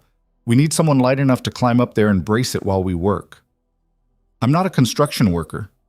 "You ran into a burning barn to save horses. You can do this." Cooper's face was grim. "I do it myself, but I'm too heavy. Tommy's already up top. Miguel's securing the other corner. You're what we've got." Elena looked at the beam, then at the men on the scaffolding, fighting the wind and the rain to save a barn that wasn't even finished. "Tell me what to do." Cooper showed her. It wasn't complicated. Climb up, wedge herself between the beam and the wall, use her weight to keep it stable. 5 minutes, he said. Maybe 10. Elena climbed. The scaffolding was wet and slippery. The wind tried to throw her off with every step, but she kept climbing until she reached the beam, wedged herself into position like Cooper had shown her, and pushed with everything she had. The beam stopped shifting. Above her, the men worked. She could hear them shouting to each other, coordinating movements she couldn't see. Her legs started shaking from the strain of holding position. Her arms went numb. She thought about letting go, about climbing down and letting someone else, anyone else, take this weight. But there wasn't anyone else. And if she let go, the beam would shift, the scaffolding would collapse, and men would fall. So she held on. Time stopped meaning anything. There was only the wind, the rain, the pressure of the beam against her body, and the certainty that she couldn't let go. Then Cooper's voice, "Elena, you can come down." She looked up. The roof section was secured. Tarps covered the gaps. The men were descending the scaffolding, moving carefully but safely. Elena climbed down. Her legs barely supported her weight. She made it 3 steps from the barn before her knees buckled. Someone caught her. Miguel, his face streaked with rain and dirt. "Easy there. You're done. You did good." Jim appeared, looking at Elena like he was seeing her for the first time. "You saved this barn twice now. Once from fire, once from wind. You got some kind of protective instinct for structures. I just don't like watching things fall apart when I can help. Well, you helped. That beam would have given in another minute. Someone would have gotten hurt, maybe killed. Jim extended his hand. Thank you. Elena shook it, too tired to say anything else. The storm raged for another hour before finally breaking. By dawn, the compound looked like a disaster zone again. Mud everywhere, debris scattered, broken things that would need fixing. But the barn stood intact. The men gathered in the mess hall at 7 instead of 5, too tired to stick to schedule. Elena made coffee and breakfast burritos, working on autopilot because thinking required energy she didn't have. They ate in silence. Not the comfortable silence of routine, but the exhausted silence of people who'd fought and won and were too tired to celebrate. Montoya came in halfway through the meal. He didn't sit, just stood at the head of the table and looked at his crew. The inspector says the barn's structural integrity is intact. We lost some materials, but nothing that can't be replaced. Work resumes tomorrow. He paused. I heard what happened. What Elena did. Every head turned toward her. Running out into that storm was stupid, reckless. Could have gotten you killed. Montoya's face was stone. But it was also brave, and it saved weeks of work and possibly lives. He reached into his pocket and pulled out something small, walked over to Elena and set it on the table in front of her. A key. That's to the main house. Kitchen staff needs access to the good pantry, the backup generator, the supplies we keep locked up. Montoya's tone made it clear this wasn't a reward. It was practical. You've proven you can be trusted with responsibility. This is more responsibility. Elena picked up the key. It was heavy, old brass, worn smooth from years of use. Thank you. Don't thank me. Just keep doing what you're doing. Montoya turned to address the whole crew. We finish this barn in 3 weeks. Then we get back to normal operations. Anyone who can't keep pace can leave now. Nobody moved. Good. Finish your breakfast and get to work. He left. The men went back to eating, but Elena sat there holding the key and feeling the weight of what it represented. Diego leaned over and whispered, that key's only been held by 3 people in 15 years, Montoya, Cooper, and Miguel. Now you. What does that mean? Means you're not kitchen staff anymore. You're inner circle. You're trusted. Elena closed her fingers around the key. She'd come to Black Mesa Ranch with nothing. Now she had a place, a purpose, and trust from men who didn't give it freely. The barn reconstruction continued. 3 more weeks of chaos and hard work and meals cooked for men who were too tired to taste what they were eating. But they ate it anyway. Every plate cleaned, every portion consumed. The barn took shape. Walls went up, finished now, and fireproof.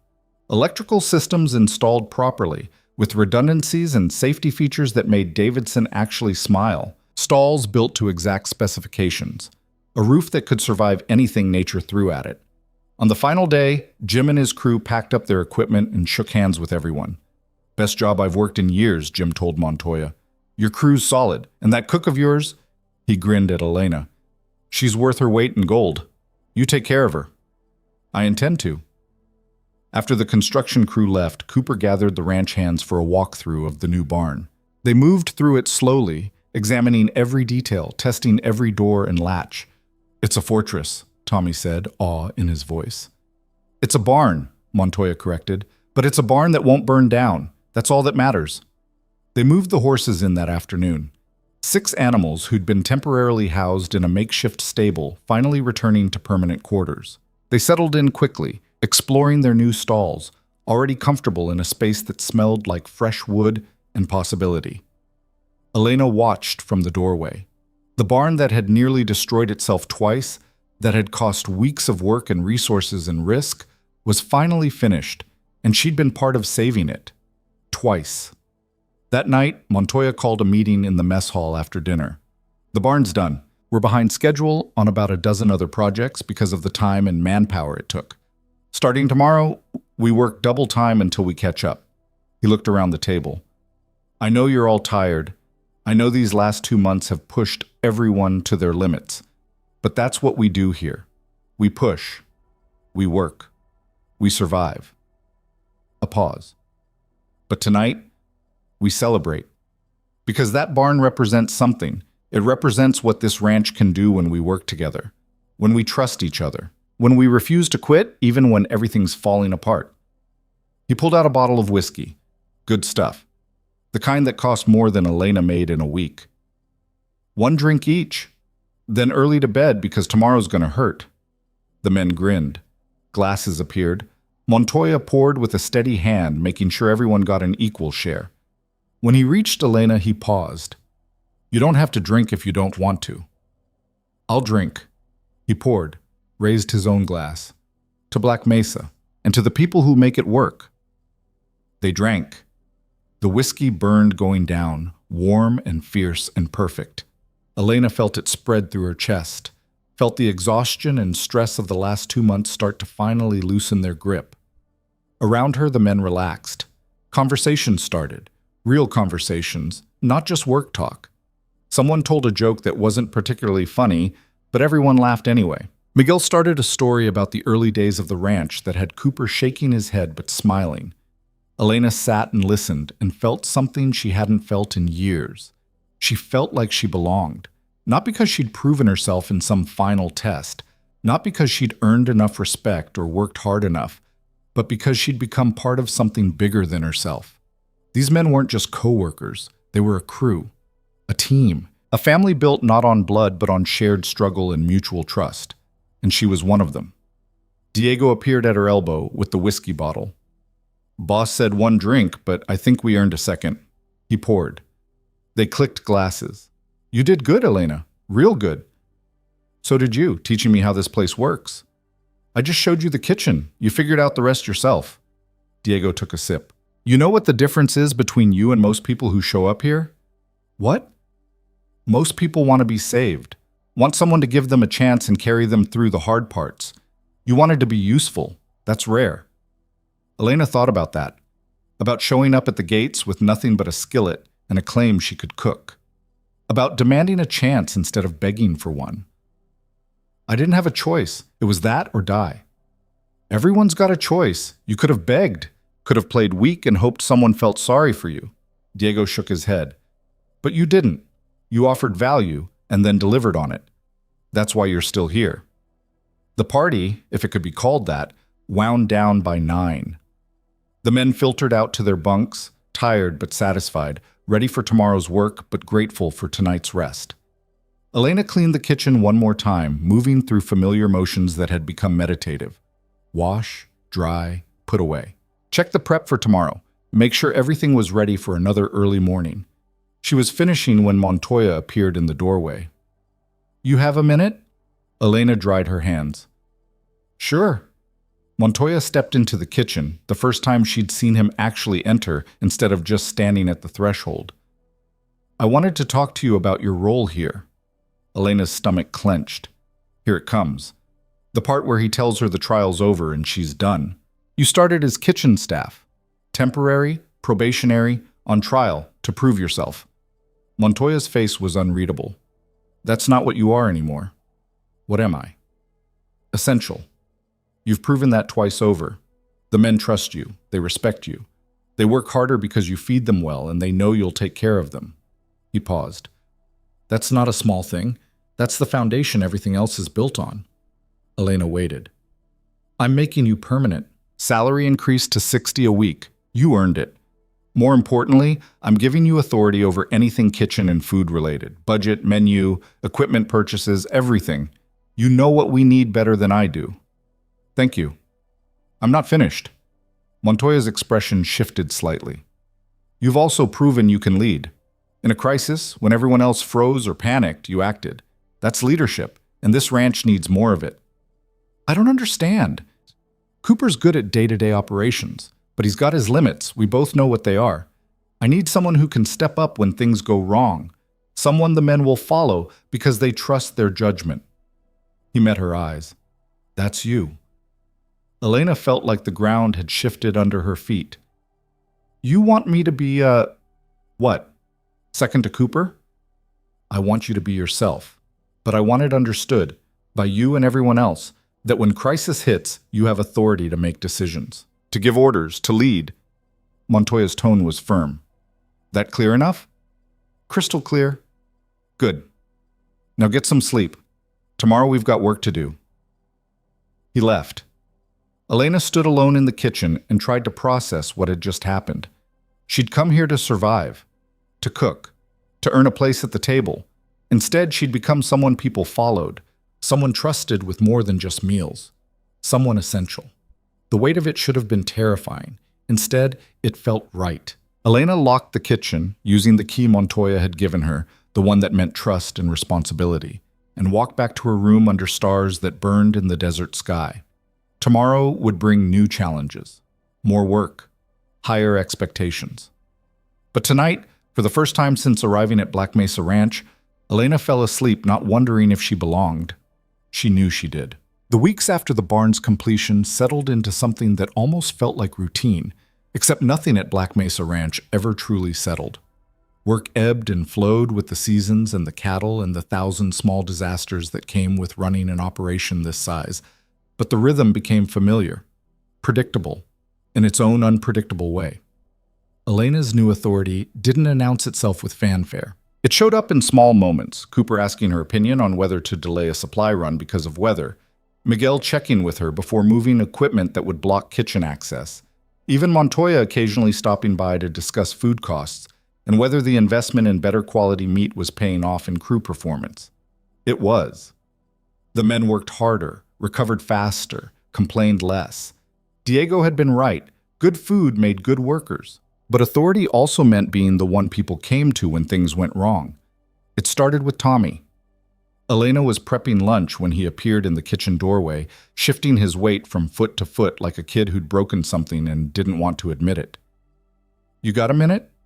Elena looked up from the sandwiches she was assembling. "What's wrong?" "Nothing's wrong. I need to talk to someone, and Cooper's busy, and I don't want to bother the boss." So you're bothering me instead?" Tommy flushed. "Sorry, I can come back." "I'm kidding. Sit down." Elena gestured to the stool Diego usually occupied. "What's going on?" Tommy sat, then immediately stood again, too anxious to stay still. "There's this girl, in town. I met her a few weeks ago when I went in for supplies." Elena waited. "We've been talking. Writing letters. She's really great, smart and funny, and she doesn't think I'm just some dumb ranch hand." The words came faster now, like he'd been holding them in too long. "But yesterday she asked if I'd come to dinner, meet her family, and I don't know if I should." "Why wouldn't you?" "Because what if I screw it up? What if her family thinks I'm not good enough? What if—" Tommy ran a hand through his hair. "What if I care about her and it doesn't work out, and then I've wasted all this time on something that was never going to happen anyway?" Elena set down her knife. This wasn't about sandwiches or kitchen authority. This was about a 19-year-old kid who'd been working so hard to prove himself to men that he'd forgotten how to just be a person. "You know what my biggest regret is?" she said. Tommy shook his head. "I spent 5 years building a restaurant, poured everything I had into making it perfect, worked 18-hour days, sacrificed relationships, friendships, everything. And you know what happened? It closed? It closed. My partner stole what little money was left and disappeared. The bank took the building, and I ended up walking across a desert with nothing." Elena met Tommy's eyes. "But here's the thing. I don't regret trying. I regret not having anything else. I regret making that restaurant my whole life instead of part of it." "So you're saying I should go to dinner?" "I'm saying don't make the same mistake I did. This ranch is important. The work matters. But it's not everything. That girl matters too. And if you care about her, you owe it to yourself to find out if it's real." Tommy nodded slowly. "What if I'm not good enough?" "Then she'll figure that out. But what if you are? What if you're exactly what she needs and you never find out because you were too scared to try?" A long pause.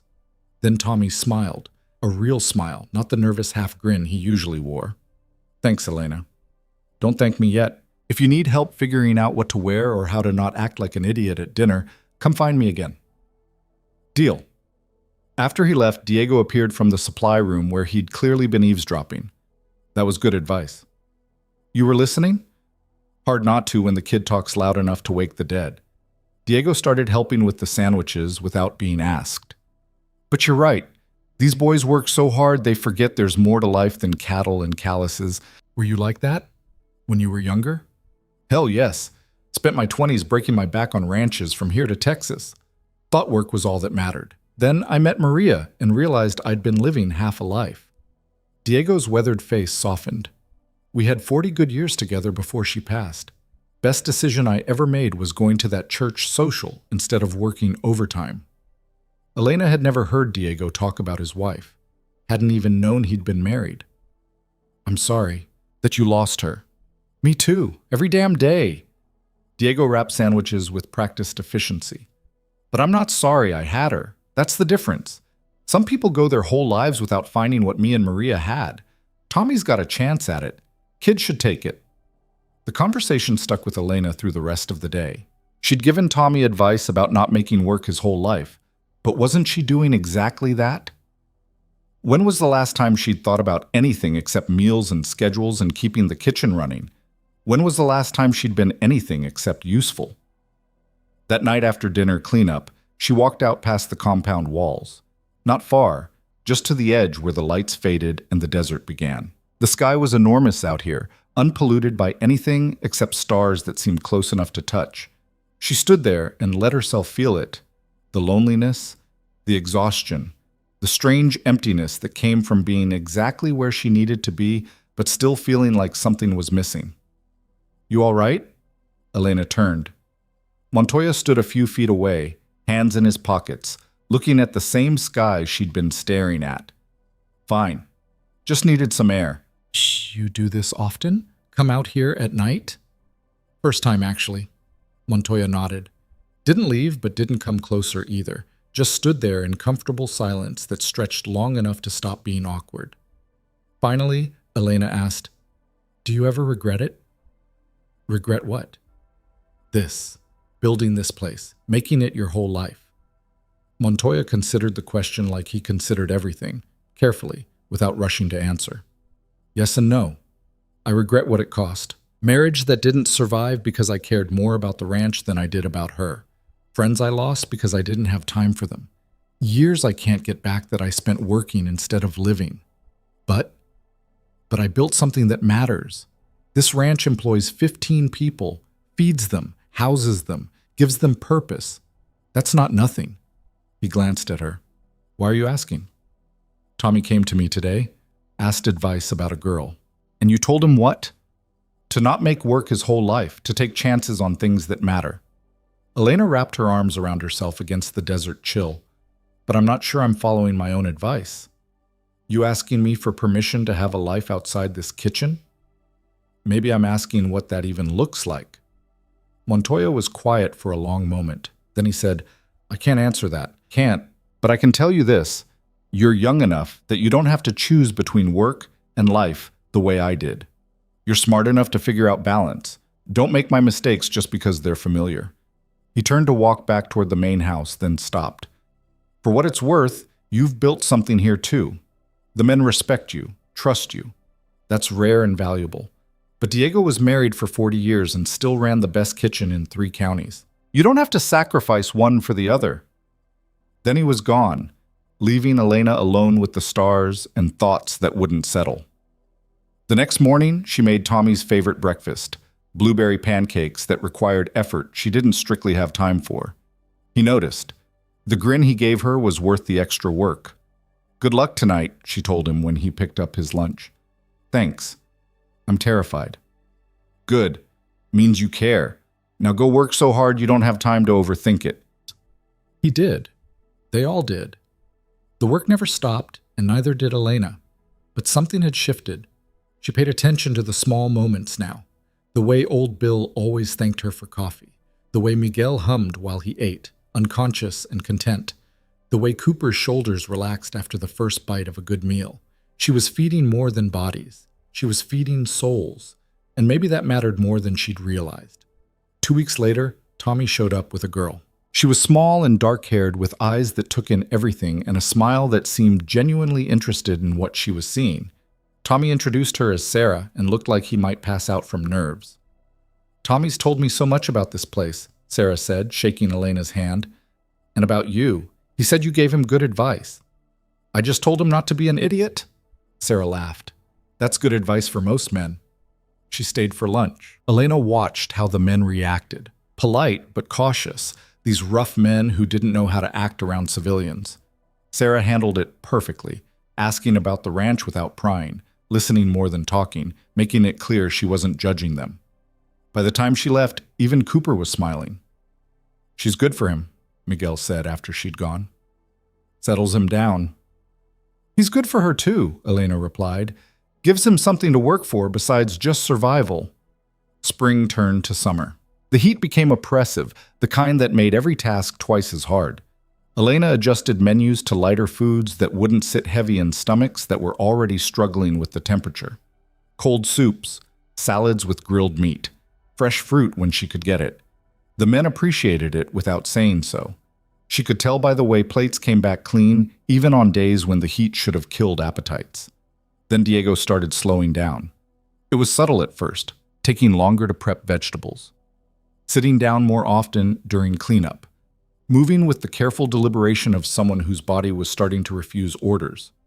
Elena didn't say anything. Diego had pride, and pointing out his limitations would only hurt.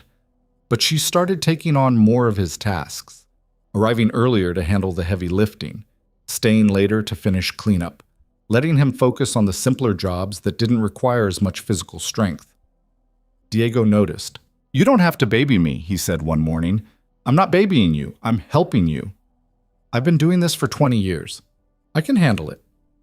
"I know you can, but you don't have to handle it alone." Elena met his eyes.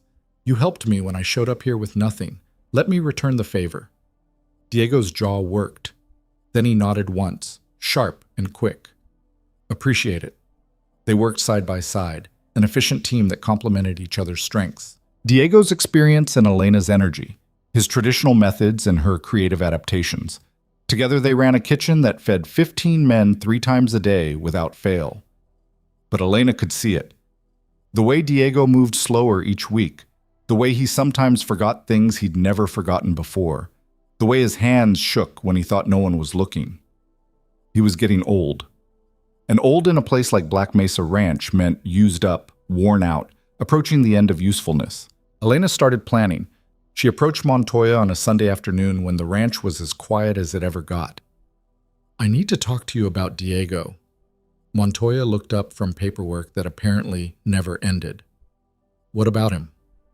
"He's slowing down. Not enough that he can't do his job, but enough that I'm picking up his slack." "You want me to replace him?" "No, I want you to let him retire with dignity." Elena had rehearsed this conversation in her head a dozen times. He's given 20 years to this ranch. He deserves better than being pushed out because he can't keep pace anymore. "What are you suggesting?" "Keep him on at reduced hours, morning prep only, maybe some menu planning, pay him enough to live on. Let him teach me the things he knows that I haven't learned yet." Elena leaned forward. "He's got knowledge that's valuable. We should use it while we can." Montoya studied her. "You're asking me to pay a man to work part-time when you could handle the full load yourself. I'm asking you to take care of someone who's been loyal to this ranch for 2 decades. There's a difference." A long silence, then Montoya nodded. "Talk to Diego. If he agrees to the arrangement, we'll make it work." Diego didn't agree at first. "I'm not a charity case," he said when Elena proposed the idea. "You're not charity. You're a consultant. Big difference." "Sounds like charity with a fancy name." "Diego." Elena stopped working and faced him fully. "You taught me everything I know about running this kitchen. You showed me how to feed these men, how to manage inventory, how to survive when everything's falling apart. That's not charity, that's value. And we'd be idiots not to keep learning from you. I can still work full days." "I know you can, but you don't have to. Let someone else carry the heavy load for a while. You've earned it." Diego was quiet for a long time. Then he said, "My hands shake now. Did you notice?" "I noticed. Used to be I could dice an onion in 30 seconds. Now it takes me 3 minutes and I'm worried the whole time I'm going to cut myself." He held up his weathered hands. "These hands built a lot of meals. Hate watching them fail." "They're not failing. They're just tired. There's a difference." Diego smiled, sad and real. "When did you get so wise?" "I had a good teacher." The arrangement started the following week. Diego came in at 4 instead of 3:30. handled the lighter prep work, planned menus with Elena, and left by noon. He fought it at first, clearly uncomfortable with taking money for what felt like half work. But Elena saw the relief in his face, the way he moved easier without the pressure of keeping pace, the way he smiled more, joked more, seemed lighter somehow. And she learned. Diego's decades of experience translated into lessons Elena couldn't have gotten anywhere else. How to read the crew's morale from what they left on their plates, how to stretch a budget without sacrificing quality, how to handle the seasonal variations in ingredient availability. "You're going to be fine without me," Diego said one afternoon. "I'm not trying to get rid of you." "I know, but someday you'll have to. Good to know the kitchen will be in capable hands." Elena didn't like thinking about that. Diego had become more than a colleague. He was a friend, a mentor, the closest thing to family she had in this place. But she knew he was right. Nothing lasted forever. Not restaurants, not relationships, not Diego's ability to keep working. All she could do was learn everything he had to teach while there was still time. The summer heat peaked in August, turning the ranch into a blast furnace that made every task feel like punishment. Elena adjusted again. Lighter meals, more hydration-focused options, lots of cold drinks and fruits with high water content. The men appreciated it. They also appreciated the fact that Elena had quietly installed a fan in the mess hall, angled to create a cross breeze that made eating bearable.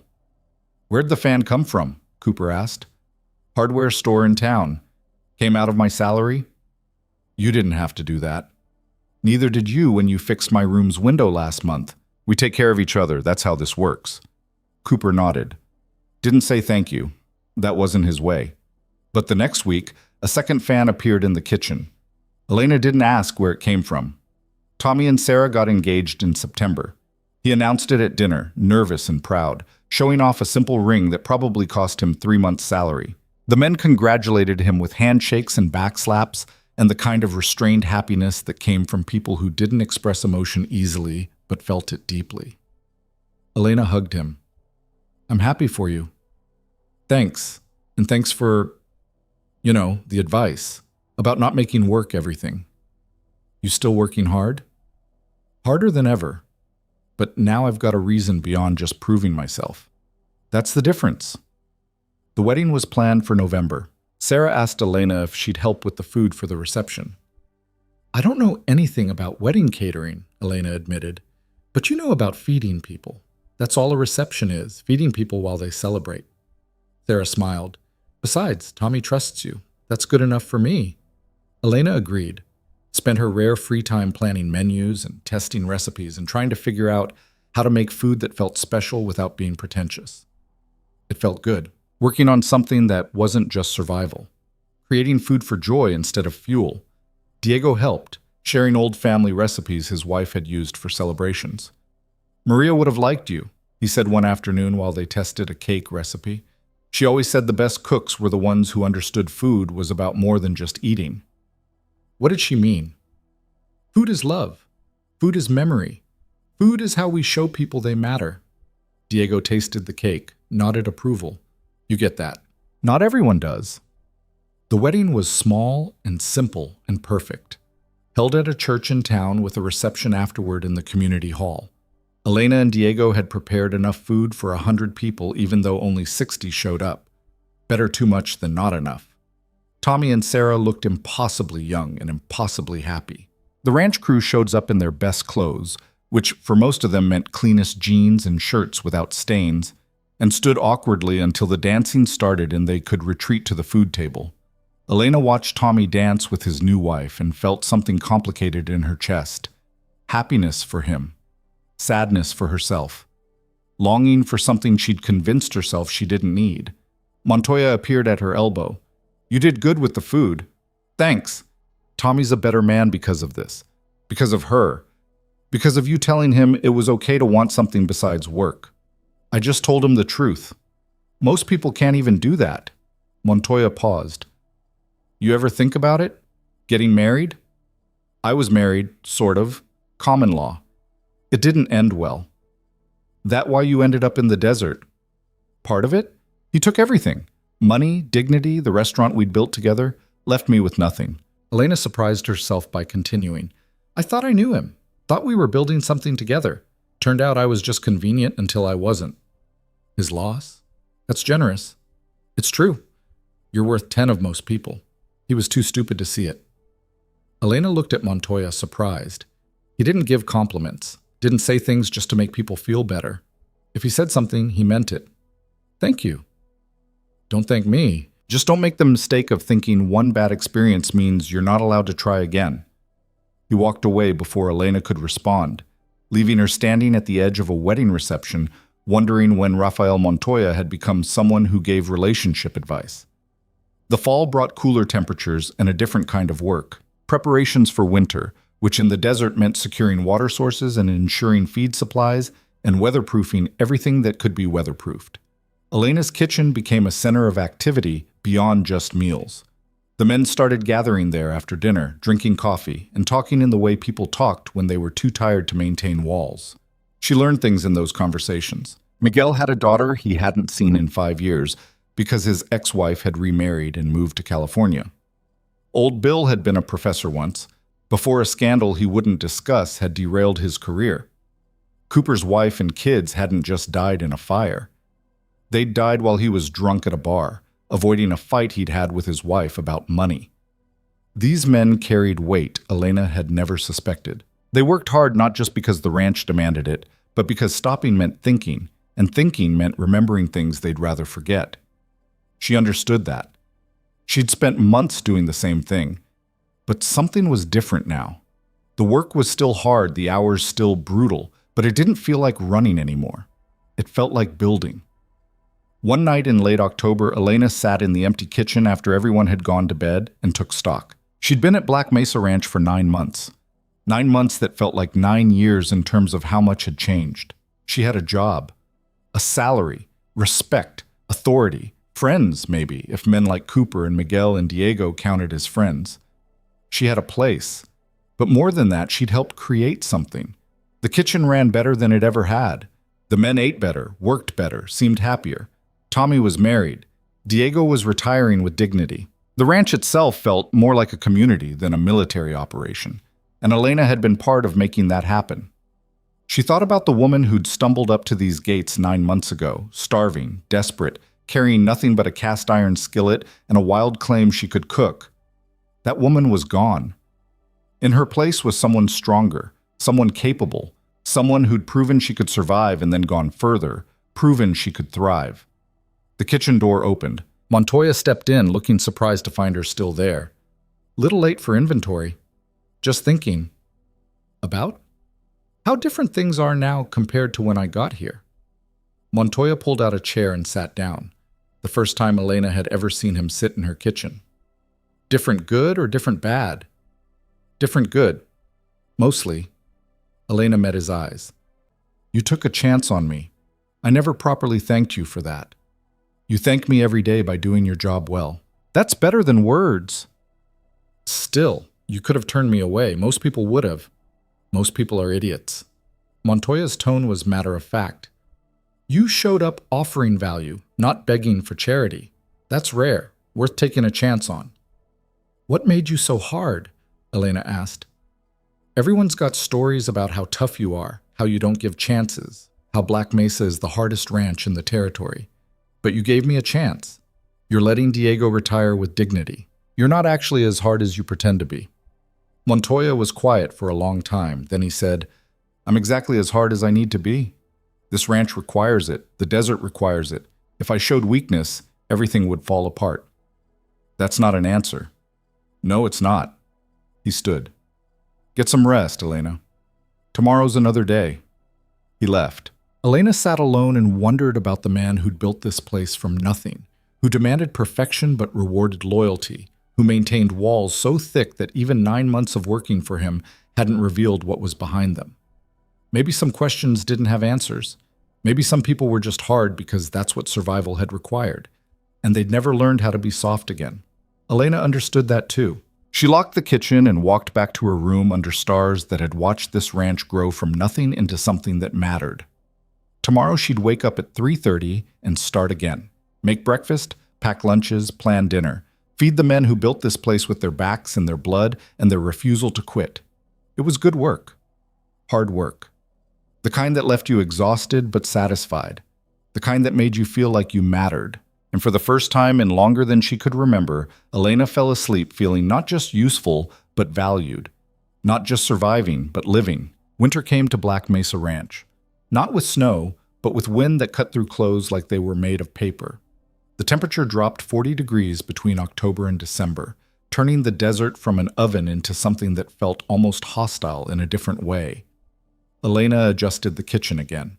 Heavier meals now, stews that simmered for hours, roasts that filled the mess hall with warmth and the smell of home, bread baked fresh every morning because nothing fought the cold like carbohydrates and hope. Diego came in less frequently now. His hands shook too much for knife work, and the cold made his joints ache in ways that no amount of stubbornness could overcome. But he still consulted on menus, still shared stories while Elena worked, still made the kitchen feel like it belonged to both of them, even though they both knew the truth. It was Elena's kitchen now, had been for months. She ran it with the efficiency she'd learned from Diego and the creativity that was entirely her own. The men ate better than they ever had. Montoya's food costs had stabilized after the initial increase. Elena had learned how to buy smart, use everything, waste nothing. The ranch ran on full stomachs and the knowledge that someone cared enough to make food that tasted like more than just fuel. Then Diego didn't show up one morning. Elena found him in his quarters, a small room similar to hers but filled with 40 years of accumulated life. Photos of Maria, books worn soft from reading, a small collection of cooking tools he'd brought from previous jobs. He was sitting on his bed, fully dressed, staring at his hands. "I can't do it anymore," he said without looking up. "Tried to button my shirt this morning and my fingers wouldn't work. Took me 20 minutes to tie my boots." Elena sat down next to him. "Then don't. Stay here. Rest." "Can't rest. Got work to do." "Diego, look at me." He did. His eyes were wet. "You've worked every day for 20 years. You're allowed to stop." "What am I if I'm not working? What's the point of me?" Elena understood that fear. She'd felt it herself, the terror of being useless, of taking up space without contributing, of being dead weight that people tolerated out of pity instead of need. "The point of you," she said carefully, "is that you taught me everything I know. You built this kitchen into something that matters. You showed me how to survive here, how to earn respect, how to turn scraps into meals that men remember. That doesn't disappear just because your hands shake. Your hands don't shake. You don't need me anymore. Maybe not for cooking, but I need you for other things. Advice, friendship, someone who understands what this work costs." Elena took his weathered hands in hers. "You're not just a cook, Diego. You're a person, and people have value beyond what they produce." He was quiet for a long time. Then he said, "Maria used to tell me that. I never believed her. Maybe start believing it now."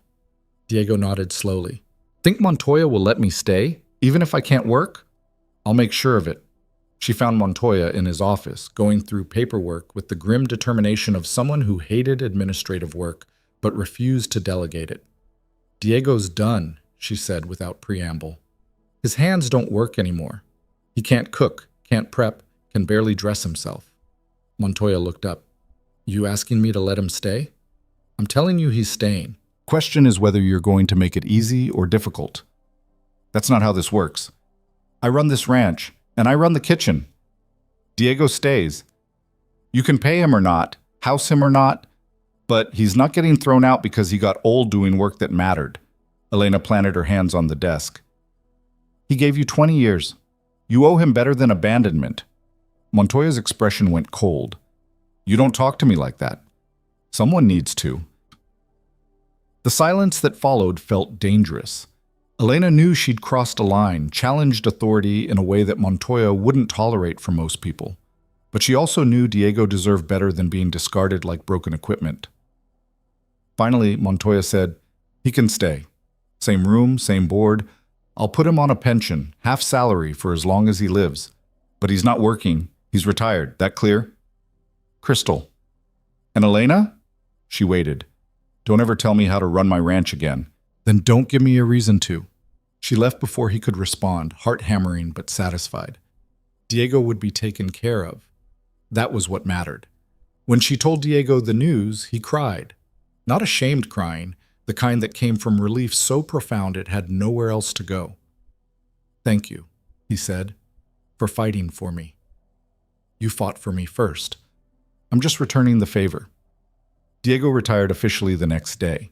The men gathered in the mess hall after dinner, not for a party, because that wasn't their style, but for acknowledgement. Cooper stood and said a few words about Diego's service, about loyalty and dedication, and the meals that had fueled 20 years of hard work. Then they ate the chocolate cake Elena had made, and Diego sat there looking both sad and relieved, a man watching one chapter end and hoping there was still purpose in whatever came next. Life at Black Mesa continued. Winter deepened. The work didn't stop just because it was cold. If anything, it intensified.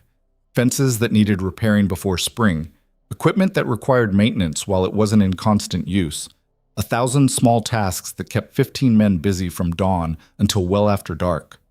Elena fed them, day after day, meal after meal, providing the fuel that made everything else possible. She'd found a rhythm that worked. Up at 3:30, coffee first, then the meditative process of preparing food for people who depended on it. Breakfast at 5. Lunch prep. Dinner that she put actual thought into because these men deserved more than just sustenance.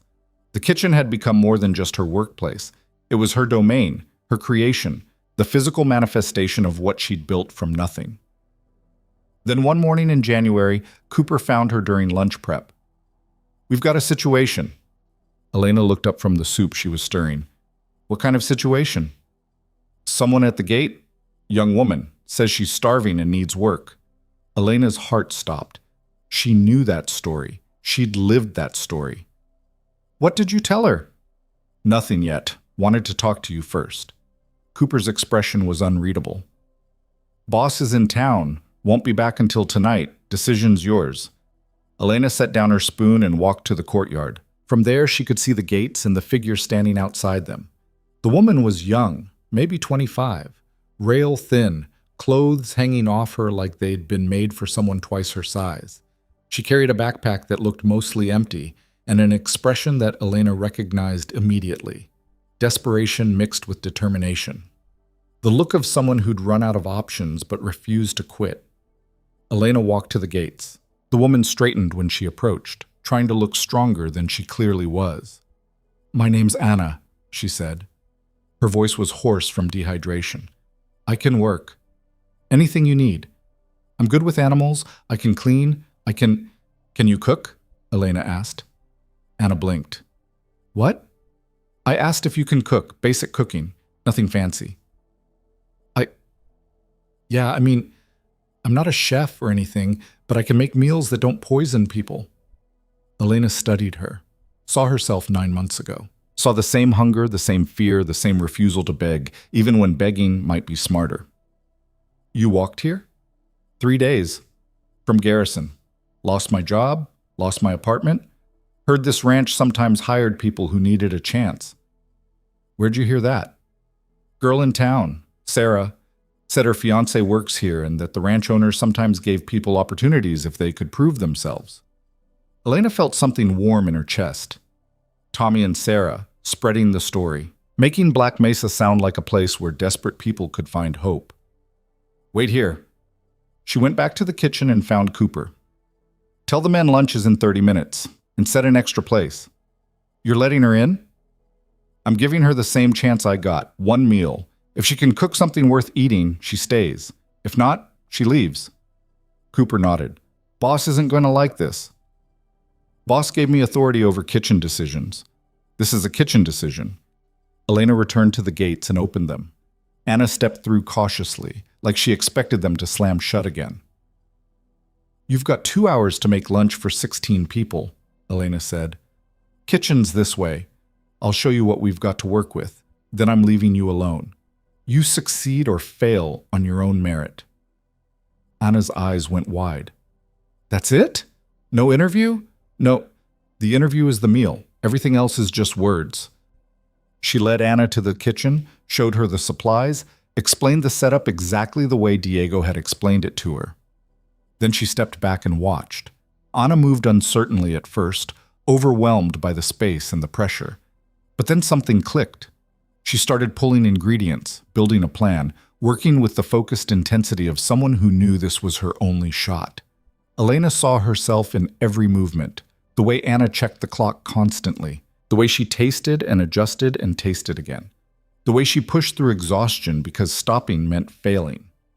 90 minutes later, Anna had produced a simple lunch, grilled cheese sandwiches with tomato soup.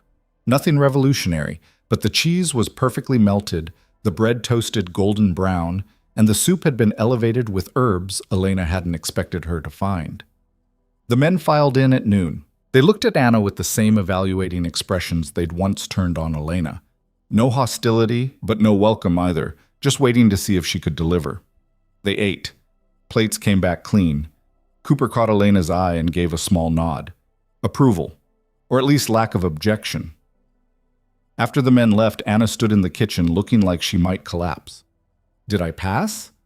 "You did fine," Elena said. "Now comes the hard part." "What's that?" "Sustaining it. 1 good meal is luck. 3 good meals a day for weeks is skill." Elena gestured to a stool. "Sit down before you fall down. Tell me your story." Anna sat and told a tale Elena had heard before because it was her own tale with different details. Job lost to downsizing, savings depleted, no family to fall back on. The slow slide from stability to desperation to standing at the gates of the last place that might give her a chance. "Why here?" Elena asked. "Why Black Mesa?" "Because I heard it was hard, that the owner didn't tolerate weakness or excuses, but he was fair. And I figured if I could survive here, I could survive anywhere." Elena smiled despite herself. "That's what I thought too. You were in my position once?" 9 months ago. I walked across 3 days of desert with nothing but a cast iron skillet, showed up at these gates and demanded a chance to prove I could cook. Almost died from the effort, but I made 1 meal good enough that they let me stay. Anna looked at her with something like awe. "And now you run the kitchen?" "Now I run the kitchen because I proved I could handle it, because I didn't quit when things got hard, because I made myself essential instead of just convenient." Elena stood. "You want to stay here?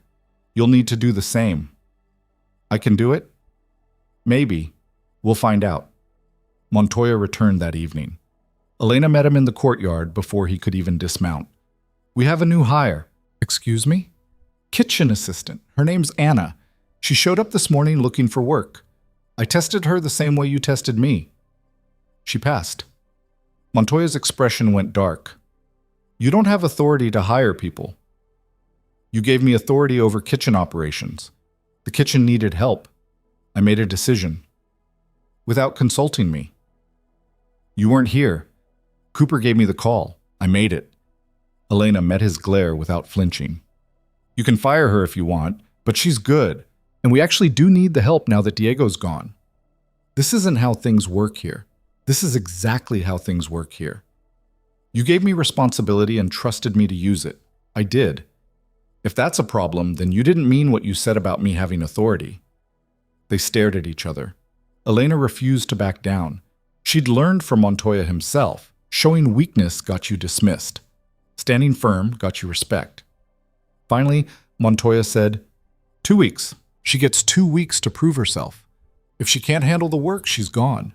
That clear?" "Perfectly." "And Elena?" "Yes?" "Next time you hire someone, I'd appreciate a heads up before I get back to the ranch. Next time you leave me in charge, expect me to make decisions like I'm in charge." Something that might have been respect flickered across Montoya's face. Then he walked toward the main house without another word. Anna proved herself quickly. She was young and inexperienced, but she learned fast and worked harder than she needed to. Elena taught her the same way Diego had taught Elena, by showing rather than telling, by letting her make mistakes and learn from them, by trusting her with responsibility and watching her rise to meet it. Within a month, Anna was handling breakfast on her own. Within 2, she was contributing menu ideas that were actually good. She had potential, raw and unrefined, but real. Elena watched her and felt something unfamiliar. Pride, maybe. Or satisfaction that came from passing knowledge forward instead of hoarding it. She was teaching, building something that would last beyond her own time in this kitchen. Diego noticed too. He still visited the kitchen occasionally, moving slower than he once had, but still interested in the work that had defined his life. "You're good at this," he told Elena one afternoon while Anna was handling lunch service. "Teaching, mentoring, building people up instead of just using them. Learn from the best. I never taught you that. That's all you." Spring arrived with the kind of weather that made the desert almost beautiful. Wildflowers bloomed in places that had been barren months before. The cattle grew fat on grass that appeared overnight. The ranch buzzed with renewed energy as winter's harshness faded. Elena had been at Black Mesa for 1 full year. She marked the anniversary privately, not mentioning it to anyone. But she thought about it. How much had changed, how far she'd come from the starving woman who'd stumbled up to these gates with nothing. She had a kitchen that ran like a machine, an assistant who was becoming genuinely skilled, the respect of men who didn't give it easily, a salary that allowed her to save money instead of just survive, a room that felt like home instead of just shelter. She had built something real. That evening, Montoya called a meeting in the mess hall after dinner. "Gather up," he said. "Got some news." The men assembled quickly, curious and cautious. Montoya didn't call meetings unless something significant was happening. "I've been talking to some buyers from back east," Montoya began. "They're interested in Black Mesa, want to purchase the ranch, turn it into some kind of luxury resort for rich people who want to pretend they're cowboys for a weekend." Silence, heavy and shocked. "The offer is substantial, enough that I could retire, buy a place somewhere less hostile, spend my remaining years doing something that doesn't require working 14-hour days in heat that could kill you." More silence. Elena's chest felt tight. "I haven't made a decision yet," Montoya continued, "but I wanted you all to know it's being considered. If I sell, the new owners would likely keep some of you on for authenticity, but it wouldn't be the same operation, wouldn't be the same work." Cooper spoke first. "When do you need to decide?" 30 days. They want an answer by end of May. And if you say no, then we keep doing what we're doing, working ourselves half to death to run a ranch that barely makes enough profit to justify the effort." Montoya's expression was unreadable. "I'm not asking for input. I'm just telling you what's happening. Meeting's over." He left. The men sat in stunned silence. Miguel was the first to speak. "He's going to sell." "You don't know that," Cooper said. "I know him. He's tired. We all are. Difference is he's got a way out, and we don't." The conversation devolved into speculation and worry. Elena sat quietly, processing the news. Black Mesa sold to resort developers. The kitchen turned into some trendy restaurant serving tiny portions to people who'd never worked a real day in their lives. Everything they'd built, the community, the trust, the sense of purpose, dissolved in favor of profit. She excused herself and walked to the kitchen, started cleaning even though it was already clean. Needed the familiar motions to quiet her racing thoughts. Anna found her there. "You okay?" "Fine." "You're scrubbing a counter that's already spotless. That's not fine." Elena set down the rag. "I don't want to lose this place." "Then tell him that." "It's not my decision to make." "Maybe it should be." Anna leaned against the counter. "You know what I see when I look at this ranch? I see 15 people who've built something that matters, who take care of each other, who turned a fortress into a home. That's not Montoya's doing. That's yours. That's everyone's doing. But you're the heart of it. You feed people. You listen to them. You fought to keep Diego here when Montoya would have let him go. You gave me a chance when you didn't have to." Anna met her eyes. "If this place has value beyond just cattle and property, it's because of what you've built. Maybe Montoya needs to hear that." Elena thought about it, about walking into Montoya's office and telling him what Black Mesa meant, about fighting for this place the way she'd fought for Diego's dignity and Anna's chance. But what right did she have? She'd been here 1 year. Montoya had built this ranch from nothing over 15 years. Who was she to tell him he couldn't sell his own creation? The answer came quietly. Someone who'd built something here too. Someone who'd earned the right to speak. She found Montoya in the barn, checking on the horses like he did every night. He looked tired in a way that had nothing to do with physical work. "Can we talk?" "If this is about the sale, I don't want to hear it." "Too bad. You're hearing it anyway." Elena stepped into the barn. "You're thinking about selling because you're tired, because this work has cost you everything and you want to know what life looks like without it. I understand that. But before you decide, you should know what you're actually selling. I know what I'm selling. A ranch, property, livestock. You're selling a community. You're selling 15 people who depend on this place not just for paychecks, but for purpose. You're selling the only home most of these men have known in years. You're selling what we've all built together. I built this ranch. You built the structures. We built the life inside them. Elena's voice was firm. Diego's been here 20 years. Cooper 15. Miguel the same. They've given you their best years, and now you're considering selling out from under them because you're tired? What would you have me do? Work until I drop dead? Sacrifice everything for people who'd leave tomorrow if they got a better offer? They wouldn't leave. That's what you don't understand. These men are loyal to you because you've earned it, but they're also loyal to this place, to each other, to what we've built together. Elena paused. You want to sell? Fine. But at least be honest about what you're giving up. Montoya was quiet for a long moment. Then he said, You don't know what you're asking me to keep doing. You're right, I don't. But I know what happens if you sell. These men scatter. Diego ends up in some facility because the new owners won't honor your pension promise. Anna goes back to being desperate. Everything we've built disappears in favor of people who want to play cowboy for Instagram photos. And that's my responsibility? It became your responsibility when you let us build lives here. When you gave Diego a pension, when you gave me authority, when you created something that mattered beyond just profit. Elena's voice softened. I get being tired. I've been tired every day since I got here, but I keep working because this place is worth it.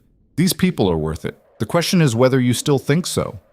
She left before he could respond, said her piece, made her argument. The decision was his to make. The next 3 weeks were tense.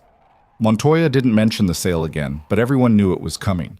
The men worked with grim determination, like they were trying to prove the ranch's value through sheer effort.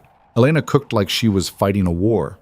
Every meal perfect, every dish crafted with care, showing through food what words couldn't express, that this place mattered, that what they'd built together was worth preserving. On the 30th day, Montoya called another meeting. I've made my decision about the sale. The mess hall was dead silent. I'm keeping the ranch. Relief crashed through the room like a wave. Someone let out a breath they'd been holding for weeks. But things are going to change, Montoya continued. I'm tired. I'm not doing this alone anymore, so I'm restructuring. Cooper becomes ranch manager. He'll handle day-to-day operations with full authority. Miguel takes over livestock management. Elena runs everything food and hospitality related. Elena's heart skipped. I'm also converting to a co-op model. Everyone who's been here more than 5 years gets equity. You'll own part of what you're building. Profits get shared. Decisions get made collectively. Montoya's expression was serious. It's still my ranch, but it's also yours. We all rise or fall together. The silence that followed was different now, shocked, but hopeful. Why? Cooper asked. Because someone reminded me what we've actually built here. It's not just a ranch, it's a community. And communities don't belong to one person, they belong to everyone who builds them. Montoya looked directly at Elena. I was going to sell, but then I realized I'd be selling the only thing I've ever done that actually mattered. The profit doesn't matter. The work doesn't matter.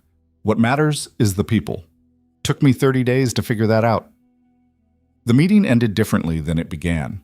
The men left not defeated, but energized, talking about possibilities, about being owners instead of just employees, about building something that would last. Elena stayed behind to clean. Diego appeared in his doorway, moving slowly but smiling. You did that, he said. I just talked to him. You did more than talk. You reminded him why he built this place. That's not nothing. Over the following months, Black Mesa Ranch transformed. Not in appearance. It still looked like the same fortress it had always been, but in operation. The men worked differently when they owned part of what they were building, took more pride, contributed more ideas, invested in making things better, instead of just maintaining status quo. Elena's role expanded. She wasn't just feeding the crew anymore, she was planning for the future. Montoya wanted to start hosting small events. Nothing resort-like, but authentic ranch experiences for people who wanted to learn about the work. Elena would plan the meals, coordinate the logistics, Make sure guests left with an understanding of what real ranch life looked like. It was challenging and exhausting and exactly what she'd needed without knowing it. Anna proved essential. She could handle regular meal service alone now, which freed Elena to work on bigger projects. They made a good team, Anna's enthusiasm balanced by Elena's experience, youth, and wisdom working together instead of competing. Diego passed away quietly in his sleep one night in late summer. They found him in the morning, looking peaceful in a way he never had while alive. The funeral was small. The ranch hands, Tommy and Sarah, a few people from town who'd known him over the years. Elena spoke about what Diego had taught her, about his loyalty and kindness and the way he'd built community through food. They buried him in a small cemetery outside town. Elena left a sprig of rosemary on his grave, the herb he'd taught her to use for seasoning roasts, the one that meant remembrance. "He was proud of you," Miguel said as they walked back to the truck. "Told me once that you'd become better than he ever was." "That's not true." "Maybe not, but he believed it. That's what matters." Life continued. It always did. The kitchen ran smoothly under Elena's management. The ranch prospered under the co-op model. The men worked with purpose and pride. 2 years after Elena had arrived at Black Mesa's gates, another woman appeared.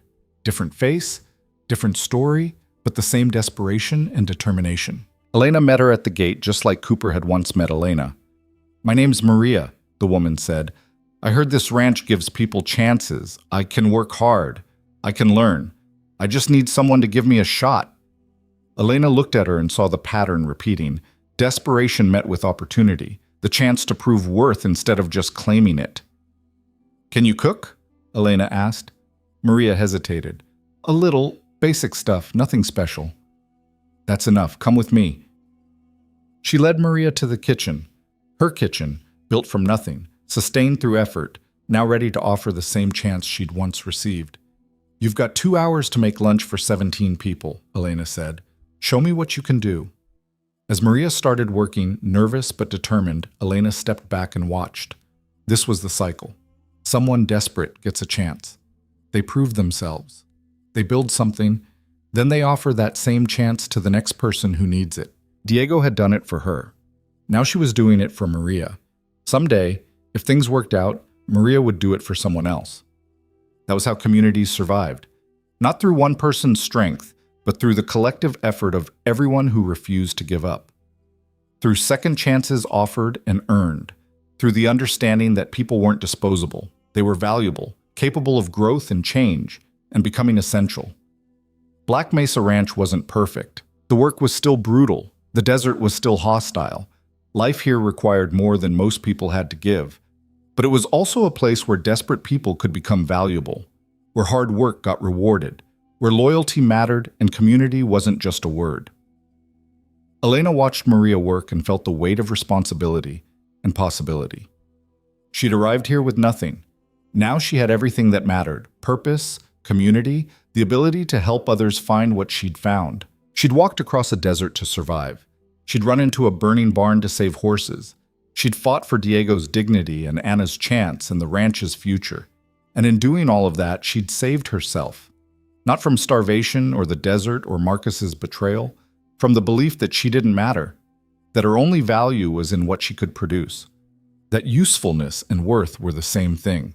Black Mesa Ranch had taught her differently. She mattered because she existed, because she cared, because she'd chosen to build instead of just survive.